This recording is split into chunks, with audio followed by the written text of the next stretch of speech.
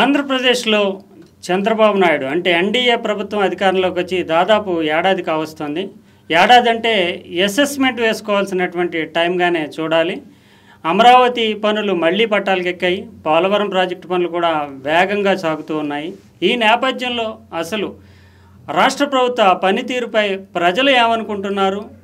కూటమి అంటే 3 పార్టీల సమైక్య ప్రస్థానం కాబట్టి ఆ కూటమిలో అసంతృప్తులు లుకలుకలు ఎలా ఉన్నాయి, ఎవరికి న్యాయం జరుగుతుంది, ఈ విషయాల మీద చర్చించాల్సినటువంటి అవసరం ఎంతైనా ఉంది. ఇప్పుడు మనతో ఉన్నారు సీనియర్ జర్నలిస్టు రామనారాయణ. ఈనాడు, TV9 సహా వివిధ సంస్థల్లో దాదాపు 30 ఏళ్ల పాటు జర్నలిజం ప్రస్థానం చేసినటువంటి రామనారాయణ ఈస్ట్ గోదావరిలో ప్రత్యేకమైనటువంటి ప్రస్థానం కోసం ఒక ప్రత్యేకమైనటువంటి స్వతంత్రమైనటువంటి డిజిటల్ మీడియాని తొలిసారిగా నెలకొల్పి 7 ఏళ్లుగా సక్సెస్ఫుల్గా నిర్వహిస్తూ వస్తున్నారు. అసలు ఆంధ్రప్రదేశ్కి సంబంధించినటువంటి వివిధ అంశాల మీద ఆయనతో మాట్లాడదాం. ముఖ్యంగా గోదావరి జిల్లాలంటే ఆంధ్రప్రదేశ్కి ఆయుపట్టుగా చెప్తారు. రాజమహేంద్రవరం కేంద్ర స్థానంగా ఈయన పనిచేసినటువంటి తీరు, ఓవరాల్గా అసెస్మెంట్కి సంబంధించి రాష్ట్ర ప్రభుత్వ పనితీరు మీద ఆయన యొక్క అంచనాలు ఎలా ఉన్నాయి, జర్నలిజం మీడియా కోణం ఎలా ఉంది తెలుసుకునే ప్రయత్నం చేద్దాం. నమస్తే అండి. నమస్తే సాయిరామ్ గారు.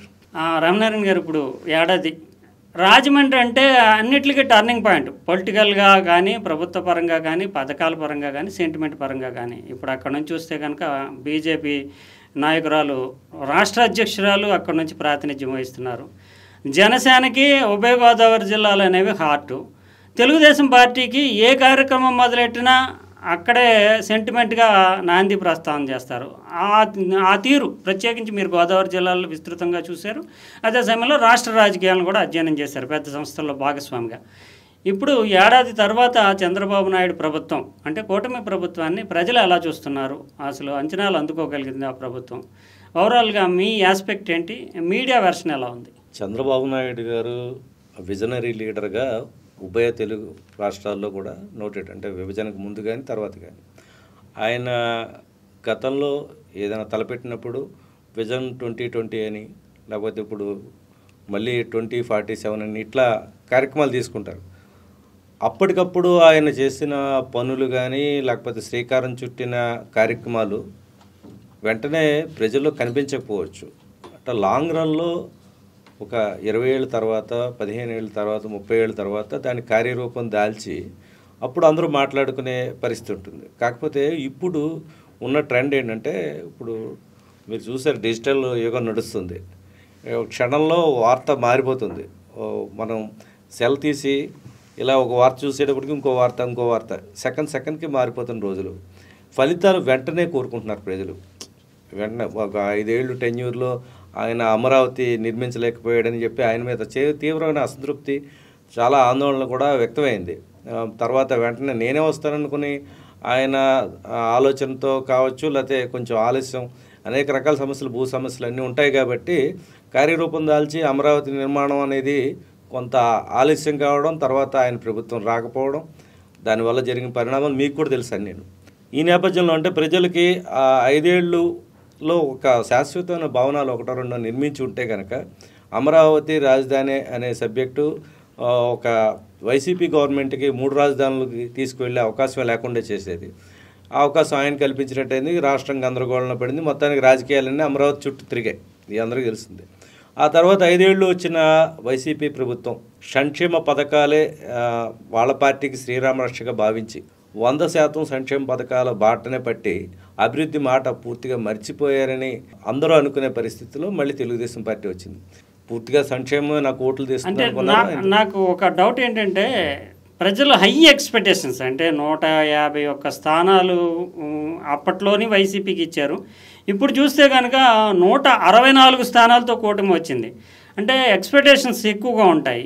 వాటిని ప్రజలు ఆ ఎక్స్పెక్టేషన్స్ని ప్రభుత్వం చేరుకోగలుగుతుందా? ఇప్పుడు చెప్పినప్పుడు డిజిటల్ యుగం స్టార్ట్ అయింది. చాలా వెంటనే ఇన్స్టెంట్గా ఈ 5 ఏళ్ళలో వాళ్ళకి జరిగిన అసంతృప్తి అంతా కూడా ఎంత తమిళనాడు తరహా రాజకీయాలు ఆంధ్రప్రదేశ్లో ప్రారంభమయ్యాయని చెప్పాలి. ఎందుకంటే ఒక గవర్నమెంట్ పూర్తి స్థాయిలో అధికారం ఇవ్వడం, ఇంకో గవర్నమెంట్ మీద కోపం రాగానే మళ్ళీ అదే స్థాయిలో మళ్ళీ వాళ్ళు దించేయడం, ఈ తరహా మైండ్ సెట్తో ప్రజలు ఉంటున్నట్లు గమనిస్తే కనుక ప్రస్తుతం రన్నింగ్లో ఉన్న ప్రభుత్వాలు చాలా జాగ్రత్తగా అడుగులు వేయాల్సిన అవసరం ఉంది.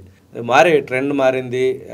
గతంలో లేదు, 5 ఏళ్ళు మాత్రమే. అంటే చంద్రబాబు నాయుడు ఇప్పుడు అంటే అమరావతి పనులు చూసాం, ప్రధానమంత్రిని పిలవడం కానీ, దాదాపు ప్రధానమంత్రి చేతుల మీద కానీ 60,000 కోట్ల ప్రాజెక్టులు ప్రారంభం కావడం కానీ, ఈ 5 ఏళ్ల కాలంలోనే అంటే పాత విషయాలను గుణపాఠంగా నేర్చుకుని చంద్రబాబు నాయుడు గతంలో అన్ని తాత్కాలికం అంటూ రాజధాని మీద చాలా డ్రీమ్ ప్రాజెక్టుని పక్కన పెట్టిన పరిస్థితి. ఇప్పుడు అవి జరుగుతాయని అనుకుంటున్నారు. అంటే 3 ఏళ్లే టార్గెట్ పెట్టుకున్నాడు ఆయన. 3 ఏళ్లలో శాశ్వతమైన భవనాలు నిర్మించి ఇస్తామని చెప్తున్నారు.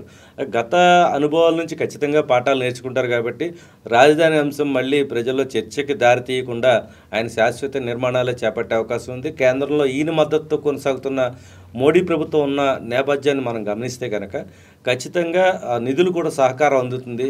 అవి అప్పులా గ్రాంట్లా అన్నది పక్కన పెడితే మొత్తం నిధులు వస్తాయి.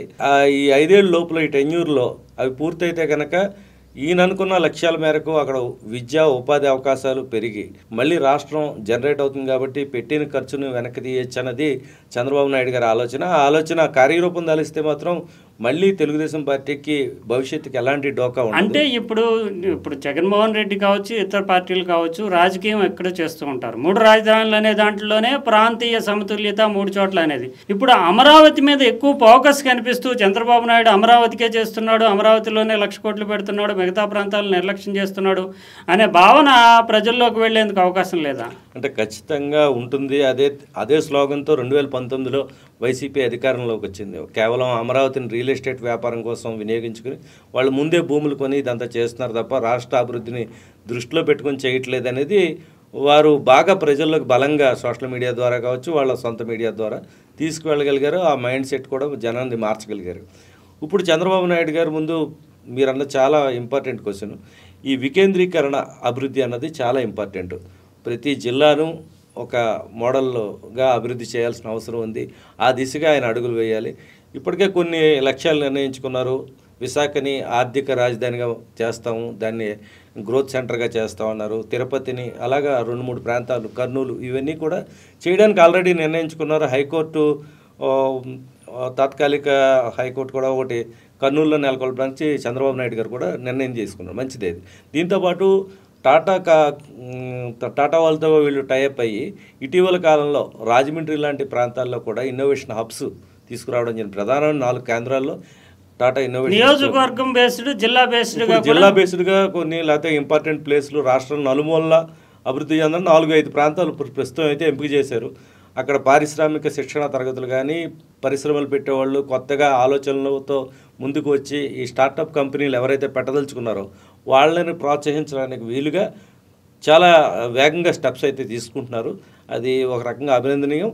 దీంతోపాటు జిల్లాల వారీగా ఖచ్చితంగా ఉపాధి అవకాశాలు లభిస్తే కనుక, ఇప్పుడు చూస్తే కనుక మనం ఏదైనా ఉపాధి కావాలి దేశంలో అంటే బెంగళూరు, హైదరాబాదు, ముంబై ఇట్లాంటి మేజర్ సిటీస్కి, చెన్నై వెళ్ళిపోవాల్సిన పరిస్థితి లేదు. ఇంతకు మించి కొంచెం ఆర్థిక స్తోమత ఉన్న వాళ్ళు విదేశాలకు వెళ్ళి ఉద్యోగాలు, విద్యకి సంబంధించి వెళ్ళిపోతున్నారు. స్థానికంగానే జిల్లాల వారీగా అభివృద్ధి అన్నది కనిపిస్తే కనుక తక్కువ జీతమైనా ఇక్కడ చేసుకునే పరిస్థితి ఉంటుంది. ఇటీవల కాలంలో అమెరికాలో వచ్చిన పరిణామాలు గమనిస్తే కనుక విద్యా ఉద్యోగ అవకాశాలు ఇక విదేశాల్లో చాలా క్లిష్టమైన పరిస్థితులు ఏర్పడుతున్నాయి. స్థానిక నినాదం ప్రతి చోట బయలుదేరుతుంది ప్రపంచవ్యాప్తంగా అనేది గమనిస్తే కనుక ఖచ్చితంగా స్థానికంగా మనం అభివృద్ధి చేసుకోవాల్సిన అవసరం ప్రతి ప్రభుత్వం మీద ఏర్పడింది. అది రాష్ట్ర ప్రభుత్వాలు కావచ్చు, కేంద్ర ప్రభుత్వం కావచ్చు. వీళ్ళు ఆలోచనలు మార్చుకోవాలి. జిల్లాల వారీగా వీళ్ళు అభివృద్ధి చేసుకుంటూ ఒక ఉపాధి అవకాశాలు ఇస్తే కనుక అక్కడ 5 లక్షలు సంపాదించేవాడు ఇక్కడ ₹1,00,000 50,000 సంపాదించిన వాడికి హ్యాపీగానే ఉంటుంది. కుటుంబంలో ఉంటారు, బంధుమిత్రులతో తిరిగి ఇక్కడ చేసుకునే ఆ విధమైన సౌకర్యాలు ప్రభుత్వం ఆ దిశగా ఆలోచించాలి. ఉపాధి అవకాశాలుగా ఎప్పుడైతే మెరుగుపడతాయో ఆటోమేటిక్గా అన్ని రకాల సౌకర్యాలు మెరుగుపడే అవకాశం ఉంటుంది. దీనికి మౌలిక వసతులు అనేవి చాలా కీలకం. ముఖ్యంగా రోడ్డు రవాణా సంబంధించి రైళ్లు కనెక్టివిటీ, ఫ్లైట్ కనెక్టివిటీ. ఈ ఫ్లైట్ కనెక్టివిటీలో తెలంగాణతో పోలిస్తే ఆంధ్రప్రదేశ్ చాలా ముందుందనే చెప్పాలి. దీనికి తోడు పౌర విమానయాన శాఖ మంత్రిగా క్యాబినెట్ ర్యాంకులో ఉన్న రామ్మోహన్ నాయుడు అక్కడ ఉండడం, ఆయన అడిగిందే తడవుగా రాష్ట్రానికి కావాల్సిన పౌర విమానయాన సేవలకు సంబంధించి అన్ని రకాలు తీసుకుంటున్నారు. చాలా గ్రోత్ ఇంజన్గా ఖచ్చితంగా ఆంధ్రప్రదేశ్ ఇక ముందడుగు వేసే అవకాశం అంటే అయితే కనిపిస్తుంది. ఒకటి ఇప్పుడు వైఎస్ రాజశేఖర రెడ్డి కావచ్చు, జగన్మోహన్ రెడ్డి కావచ్చు, వీళ్ళు అంటే వాళ్ళ పేరు చెప్పగానే సంక్షేమం అనేటటువంటిది, చంద్రబాబు నాయుడు అనగానే డెవలప్మెంట్ విజన్ అనేటటువంటి ముద్ర పడింది. ఇప్పుడు ప్రజలు మీరు చెప్పినట్టుగానే ఇమ్మీడియట్గా నాకేంటి అనుకునే పరిస్థితి ఉంది. ఇప్పుడు వీళ్ళు చాలా హామీలు ఇచ్చి అధికారంలోకి వచ్చారు. ఆ బ్యాలెన్స్ చేసుకోగలుగుతున్నారా? విజన్ 2047 బాగానే ఉంది, కానీ చాలా స్కీమ్స్కి సంబంధించి ఆ బ్యాలెన్స్ అనేటటువంటిది ప్రజల్ని ఈ రోజు సంతృప్తి పరచకపోతే ఎప్పుడో 20 ఏళ్ళ తర్వాత 30 ఏళ్ళ తర్వాత మీరు బాగుంటారు, మీ పిల్లలు బాగుంటారంటే అది వేరే విషయం. అది చంద్రబాబు నాయుడు హైదరాబాద్, సైబరాబాద్ ఇవన్నీ చూసినా ఇప్పుడు ఆ ఫలాలు అనిపిస్తున్నారు. అమరావతి కూడా ఇమ్మీడియట్గా ఏం కాదు, ఒక 20 ఏళ్ళు 15 ఏళ్ళు పోయిన తర్వాత ఈ డెవలప్మెంట్ ప్లాన్స్ అన్ని బాగానే ఉన్నాయి. సంక్షేమ పథకాల్లో చంద్రబాబు నాయుడు ఇచ్చినటువంటి హామీలు సంతృప్తి పరచగలుగుతున్నారు, ప్రజల్లో బ్యాలెన్స్ ఉంది. ఇది చాలా కీలకమైన ప్రశ్న మీరు అడిగిన సాయిరామ్ గారు. అంటే ఖచ్చితంగా ఈ విషయంలో చాలా అసంతృప్తి ప్రజల్లో, గ్రామీణ ప్రాంతాల్లో గూడు కట్టుకుంటున్న తీరు ఇటీవల గమనించడం జరిగింది. ముఖ్యంగా ఈయన 6 హామీలు ఇవ్వడం జరిగింది. ఈ సూపర్ 6 హామీలు పూర్తి స్థాయిలో అమల్లో లేవనే భావన ప్రజల్లో చాలా పెద్ద ఎత్తున నిరసనకి, అంటే వాళ్ళ గూడు కట్టుకుంటున్న భావన, ఇది బ్లాస్టింగ్ ఎలక్షన్స్ టైంలో కానీ బయటపడదు. అయితే దీనికి సంబంధించి ఇటు ప్రభుత్వం చెప్తుంది నిధుల కొరత ఉంది, రాష్ట్రం అభివృద్ధి చెందలేదు కాబట్టి ఇప్పటికే అప్పు చేసిన అప్పులకి వడ్డీలు తర్వాత అసలు కట్టుకోవాల్సిన పరిస్థితి ఉంది కాబట్టి కేంద్ర ప్రభుత్వ సహకారంతో ముందడుగు వేయాలి, ఒక్కొక్క హామీ నెరవేరుస్తామని చెప్పి గ్యాస్ సిలిండర్ల హామీకి ఒక శ్రీకారం చుట్టింది. గ్యాస్ సిలిండర్లకు సంబంధించి కూడా నిరసన వ్యక్తం అవుతుంది. అంటే పూర్తి స్థాయిలో అమ్మఒడి లాంటి పథకాల మీద ఎప్పటి నుంచి చేస్తారనే డిమాండ్ ఉంది. అది కూడా ఈ అమ్మఒడినే తల్లికి వందనం అని పేరు మార్చడం జరిగింది. తల్లికి వందనం అనేది మే నుంచి మే తర్వాత, అంటే జూన్ జూలైలో స్కూల్స్ కాలేజెస్ తీస్తారు కాబట్టి ఇస్తూ ఉంటున్నారు. ఇది కూడా చంద్రబాబు నాయుడు గారు చాలా కీలకంగా ప్రకటన చేయడం జరిగింది. ఎన్నికల్లో మీకు ఒకళ్ళు కాదు, ఇద్దరున్నా, ముగ్గురున్నా, నలుగురున్నా ఇంట్లో అందరికీ తల్లికి వందనం అందుతుంది అనే హామీ ఇప్పుడు పెద్ద గుదిబండగా మారుతుంది. ఉచితాలు ఎప్పుడు కూడా అనుచితంగా ఇస్తే కనుక చాలా ప్రమాదకరమైన పరిస్థితి, రాష్ట్ర ప్రభుత్వ ఆర్థిక భారాన్ని పెంచే విధంగానే ఉంటుంది. ఇది అంటే విద్య విషయంలో, వైద్యం విషయంలో ప్రభుత్వాలు ఎంత ఖర్చు చేసినా పర్వాలేదు, కానీ మిగతా ఆ హామీలు, ఇప్పుడు ఉచిత బస్సుకు సంబంధించి ఉచిత బస్సు తెలంగాణలో రకరకాల భిన్నమైన విమర్శలు, ఆరోపణలు వస్తున్నాయి. కొన్ని చోట్ల మహిళల వరకు హర్షం వ్యక్తం చేస్తున్నప్పటికీ అక్కడ సంస్థ దివాళా తీసే పరిస్థితి ఉంది. రాష్ట్ర రోడ్డు రవాణా సంస్థ పూర్తిగా నిర్వీర్యమై తర్వాత ప్రైవేట్గా వెళ్ళిపోయే పరిస్థితి ఉంది. వాళ్ళు తర్వాత 100 రూపాయలన్నా 10 రూపాయలు తీసుకునే టికెట్ 100 రూపాయల టికెట్ పెట్టినా భవిష్యత్తులో కొనే పరిస్థితి కల్పిస్తుంది. ఎందుకంటే రాబోయే రోజుల్లో ఈ ఉచితాలు ఎలాంటి ప్రమాదకరమైన పరిస్థితికి దారితీస్తాయన్నది మనకి తమిళనాడు కూడా ఉదాహరణ ఉంది. ఇటీవల కాలంలో మనకి కర్ణాటక కూడా, సౌత్ ఇండియాలో ఉన్న ప్రధాన రాష్ట్రాలన్నీ కూడా ఈ ఉచితాలు బేస్ చేసుకుని ఎన్నికలకు వెళ్తున్నాయి. ఢిల్లీలో దీనికి కేజ్రీవాల్ కూడా శ్రీకారం చుట్టడం కూడా ఒక రకమైన మంచి పరిణామం కాదు. పని చేయించి కాంపిటేటివ్ వాతావరణం కల్పించేశారు అన్ని రాజకీయ పార్టీల మధ్యలో. ఉపాధి కల్పించి ఎన్ని కార్యక్రమాలు తీసుకున్నా బాగానే ఉంటుంది, కానీ అంటే మహిళలకు కుట్టుకు సంబంధించి, డ్వాక్రాకు సంబంధించి ఇట్లా మంచి కార్యక్రమాలు తీసుకోవచ్చు. వీళ్ళు ఎన్నికల్లో ఇచ్చిన హామీలు నెరవేర్చలేదని విపక్షానికి ఒక అస్త్రాల్ని తెలియకుండా ఇచ్చే అవకాశం ఉంటుంది. దానివల్ల వీళ్ళు ఇప్పటికే మొదలుపెట్టారు, వచ్చిన వెంటనే విమర్శలు మొదలుపెట్టారు. మీ 6 పథకాలు ఎప్పుడు, 6 పథకాలు ఎప్పుడు. 6 పథకాలు చేయాలంటే రాష్ట్ర ప్రభుత్వానికి దాదాపు 150,000 కోట్లు కూడా సరిపోని పరిస్థితి ఉంది. ఇది గతంలోనే జగన్మోహన్ రెడ్డి చెప్పడం జరిగింది. 62,000 కోట్లే నేను సర్దుకోలేకపోతున్నాను, ఇన్ని పథకాలకైతే 120,000 150,000 కోట్లు అవుతుంది. ఇది ఏ విధంగా మేనేజ్ చేస్తారు చంద్రబాబు నాయుడు గారు అన్నది ప్రధాన ఇబ్బందికరమైన పరిస్థితి. అయితే ఇలాంటి విషయాల్లో చంద్రబాబు నాయుడు అనుసరించే విధానాలు ఆయనకున్న అనుభవం రీత్యా చాలా ఉంటాయి. ఇటీవల చూసిన సిలిండర్ల విషయంలో ఇప్పుడు ఎవరికి సిలిండర్లు సబ్సిడీగా వస్తుంది అన్నది ఇంకా అర్థం కావట్లేదు. అది ఇస్తున్నారు అన్నది, హామీ నెరవేర్చుకున్నాం అన్నది చెప్తున్నారు. ఇక్కడ తెలంగాణలో కూడా కొన్ని పథకాలు అలా ఆ విధంగానే రేవంత్ రెడ్డి గారు చేస్తున్నారు. ఆ విధంగా ఇచ్చామని తప్పించుకోవడానికి తప్ప రేపుది ఎన్నికల్లో చాలా తీవ్రమైన ప్రభావం చూపిస్తుంది. కాకపోతే ఎన్నికల వరకు వచ్చేటప్పటికి డబ్బు ప్రభావం ఉంటుంది. బాగా డబ్బున్న అభ్యర్థులనే మనం నిలబెడతాము, డబ్బు ఖర్చు పెడతాము అనే ధీమాలో రాజకీయ పార్టీలు ఉన్నాయి. అదే ధీమాతో గతంలో మన వైఎస్ జగన్ గారు కూడా ఆ ధీమాతోనే నేను ఇచ్చిన సంక్షేమ పథకాలు, ఎలక్షన్లో డబ్బులు ఖర్చు పెట్టి అభ్యర్థులను రంగంలో దింపాం, ఎన్నికల మేనేజ్మెంట్ చేసాం, డబ్బు ఇచ్చాం, ఖచ్చితంగా మనకి 150 సీట్లు లేకపోతే 120 సీట్లు ఖచ్చితంగా కొడతాం అనుకున్నాడు. మొత్తం బొక్కబార్లో పడ్డాడు ఆయన. ఇదే సిస్టంలో ఇప్పుడు చంద్రబాబు నాయుడు గారు మళ్ళీ ఆలోచన చేస్తే కనుక ఆయనకు కూడా ఇబ్బంది తప్పే పరిస్థితి. మీరు జగన్ ప్రస్తావించారు. 2023 వరకు చూస్తే కనుక అసలు జగన్కి ఎదురు లేదు. తెలుగుదేశం బాగా డీలా పడిపోయిన పరిస్థితి.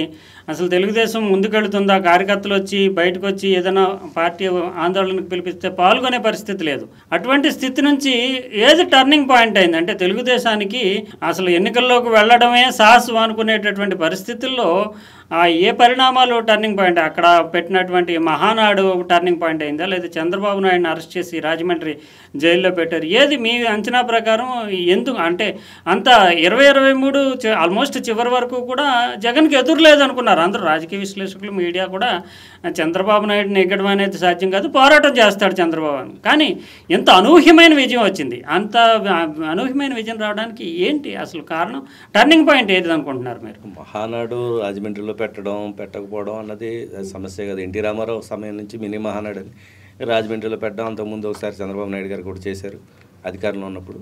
తర్వాత మొన్న అంటే సూపర్ సిక్స్లు ఎలాంటి అవన్నీ దాని కేంద్రంగా మొన్న జరిగింది ఎన్నికల ముందు. దానికి అది పక్కన పెడితే అంటే సెంటిమెంట్ వాళ్ళకి పార్టీ పరంగా అది పక్కన పెడితే ప్రధానంగా మీరు అడిగిన క్వశ్చన్లో చంద్రబాబు నాయుడు గారిని జైల్లో పెట్టారనేది మాత్రం ప్రజల్లో గట్టిగా వెళ్ళింది. ఎప్పుడైతే గతంలో ఎమర్జెన్సీ టైంలో ఇందిరాగాంధీ విషయంలో ఏ విధమైన సింపతి రేజ్ అయిందో, సింపతి బాగా గెయిన్ అయింది. రాష్ట్రంలో ఉన్న అనేక సమస్యలను అడ్రస్ చేయకుండా ప్రతిపక్ష నాయకుడిని ఇబ్బంది పెట్టే పరిస్థితిలోనే రాజకీయాలు, ఆయన అధికారం సాధించిన దగ్గర నుంచి ఈ కేసులు పెట్టడం, ఇవి చేయడం, ఇవి తప్ప ప్రధానంగా ఇంకా అనేక సమస్యలు, రోడ్ల సమస్యలు అసలు పూర్తిగా నిర్లక్ష్యం చేశారు. ఇట్లాంటి అభివృద్ధి కార్యక్రమాలకు సంబంధించి వైసీపీ ప్రభుత్వం చేసిన ఈ సబ్జెక్టులకు సంబంధించి చాలా అసంతృప్తి చెందారు జనం. చంద్రబాబు నాయుడు గారు 52 రోజుల పాటు రాజమండ్రిలో జైల్లో ఉండడం అన్నది కీలక పరిణామం. అంతకుముందు చంద్రబాబు నాయుడు గారు ప్రభుత్వంలో మంత్రులుగా ఉన్న వాళ్ళందరూ కూడా రాజమండ్రి సెంట్రల్ జైలు అనుభవాలన్నీ చవి చూశారు. అనేక కేసులు పెట్టడం, దశల వారీగా జగన్మోహన్ రెడ్డి గారు ఆయన క్యాబినెట్లో గతంలో పనిచేసిన వాళ్ళందరి మీద కేసులు పెట్టించి జైల్లో పెట్టడం, ఒక కార్యక్రమం తీసుకోవడం కూడా జనానికి నచ్చలేదు. వాళ్ళ సమస్యలను అడ్రస్ చేసే నాయకులు కావాలి, దానికోసం పాలకులను ఎన్నుకుంటాం తప్ప పూర్తిగా కక్ష సాధింపు చర్యలు దిశగానే జగన్ రాజకీయాలు నడిచే అన్నది ప్రజల్లో బలంగా నాటుకుపోయింది. దానికి తోడు అక్కడ ప్రధానమైన turning point Rajahmundry central jail వేదికగానే పవన్ కళ్యాణ్ అనే ఒక సమ్మోహన శక్తి అక్కడ చంద్రబాబు నాయుడు గారికి వెళ్ళి పరామర్శించి బయటికి రావడం, నేను ఆయనతో చేతులు కలుపుతున్నాను, ఆయన మార్గంలో నడుస్తాను, ఆయన అనుభవంతో నేను ముందుకు వెళ్తాను, రాష్ట్రాన్ని ముందుకు తీసుకువెళ్ళాను, నేను తగ్గే ఉంటాను అవసరమైతే అని ఒక కీలకమైన ప్రకటన చేయడం. ఆ రోజుకి బీజేపీ తెలుగుదేశం పార్టీతో కలవని వాతావరణం స్పష్టంగా ఉన్న నేపథ్యంలోనే భారతీయ జనతా పార్టీతో నేను మధ్యవర్తిత్వం వహించి 3 పార్టీలు కూటమిగా ముందుకు వెళ్తాయి, ఖచ్చితంగా జగన్మోహన్ రెడ్డిని దించేస్తాం అనేసి పవన్ కళ్యాణ్ గారు ఏదైతే ప్రకటన చేశాడో అది చాలా కీలకం. అది మొత్తం రాష్ట్ర రాజకీయాలను పూర్తిగా పరిణామాలను మార్చివేసింది. దాన్ని వైసీపీ చాలా తక్కువ అంచనా వేసి దెబ్బతింది. రాజమండ్రి అంటే ఉభయ గోదావరి జిల్లాలు బెల్వెదర్ కాన్స్టిట్యున్సీస్ అంటారు. ఆ 2 జిల్లాలు ఏం చెప్తే రాష్ట్ర రాజకీయం అటువైపు, అధికారం అటువైపే ఉంటుందని అంటూ ఉంటారు. అక్కడ ఇప్పుడు చూస్తే కనుక తెలుగుదేశం పార్టీ బలంగా ఉంది, 40 ఏళ్ల నుంచే ఉన్నటువంటి పార్టీ. జనసేనకు కూడా అదే కీలక.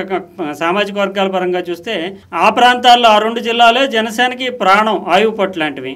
ఈ 2 పార్టీల మధ్య సఖ్యత ఎలా ఉంది? రేపు భవిష్యత్తులో వీళ్ళిద్దరి మధ్య, నాయకుల మధ్య కానీ, లేదంటే పట్టు ఎవరిది పై చేయి అనేటటువంటి విషయంలో కానీ ఎలా ఉండబోతోంది అక్కడ?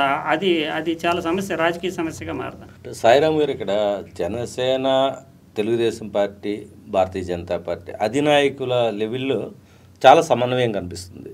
అయితే కింది స్థాయిలో కేడరు రెక్కలు ముక్కలు చేసుకుని పనిచేస్తారు. వాళ్ళు ఎంత డబ్బు ఖర్చు పెడతారు, ప్రజల్లో తిరుగుతారు, సమయాన్ని వెచ్చిస్తారు. తమకు గుర్తింపు కోసం ప్రతి పార్టీలోనూ ఏ కేడర్ ద్వితీయ శ్రేణి అయినా, ప్రథమ శ్రేణి అయినా, తృతీయ శ్రేణి అయినా వీళ్ళు కష్టపడుతూ ఉంటారు. ఆ కష్టానికి తగిన గుర్తింపు లభించకపోతే కనుక, అంటే పక్క పార్టీలో సీఎం తను ఎలా కష్టపడ్డానో అలా కష్టపడిన వ్యక్తికి ఒక గుర్తింపు లభించి తినకి లభించకపోతే వాళ్ళల్లో అసంతృప్తి జ్వాలలు రాగలడం అన్నది సహజం. కాకపోతే పై స్థాయిలో సమన్వయం ఉందా లేదా అన్నది ప్రధానం. ఎందుకంటే చంద్రబాబు నాయుడు గారి బొమ్మను చూసి, పవన్ కళ్యాణ్ గారిని చూసి, నరేంద్ర మోడీ గారిని చూసి ఓట్లు వేస్తారు తప్ప క్రింది స్థాయిలో ఈ శ్రేణుల మధ్య ఎప్పుడైతే అసంతృప్తులు ఉన్నా అవి తాత్కాలికంగా పెద్దగా ఎఫెక్ట్ చూపించవు. మెయిన్ వీళ్ళ బొమ్మల మీదే రాజకీయం నడుస్తుంది. ఇక చంద్రబాబు వర్సెస్ జగన్ అనే సినారియోలోనే గత ఎన్నికలు జరిగాయి.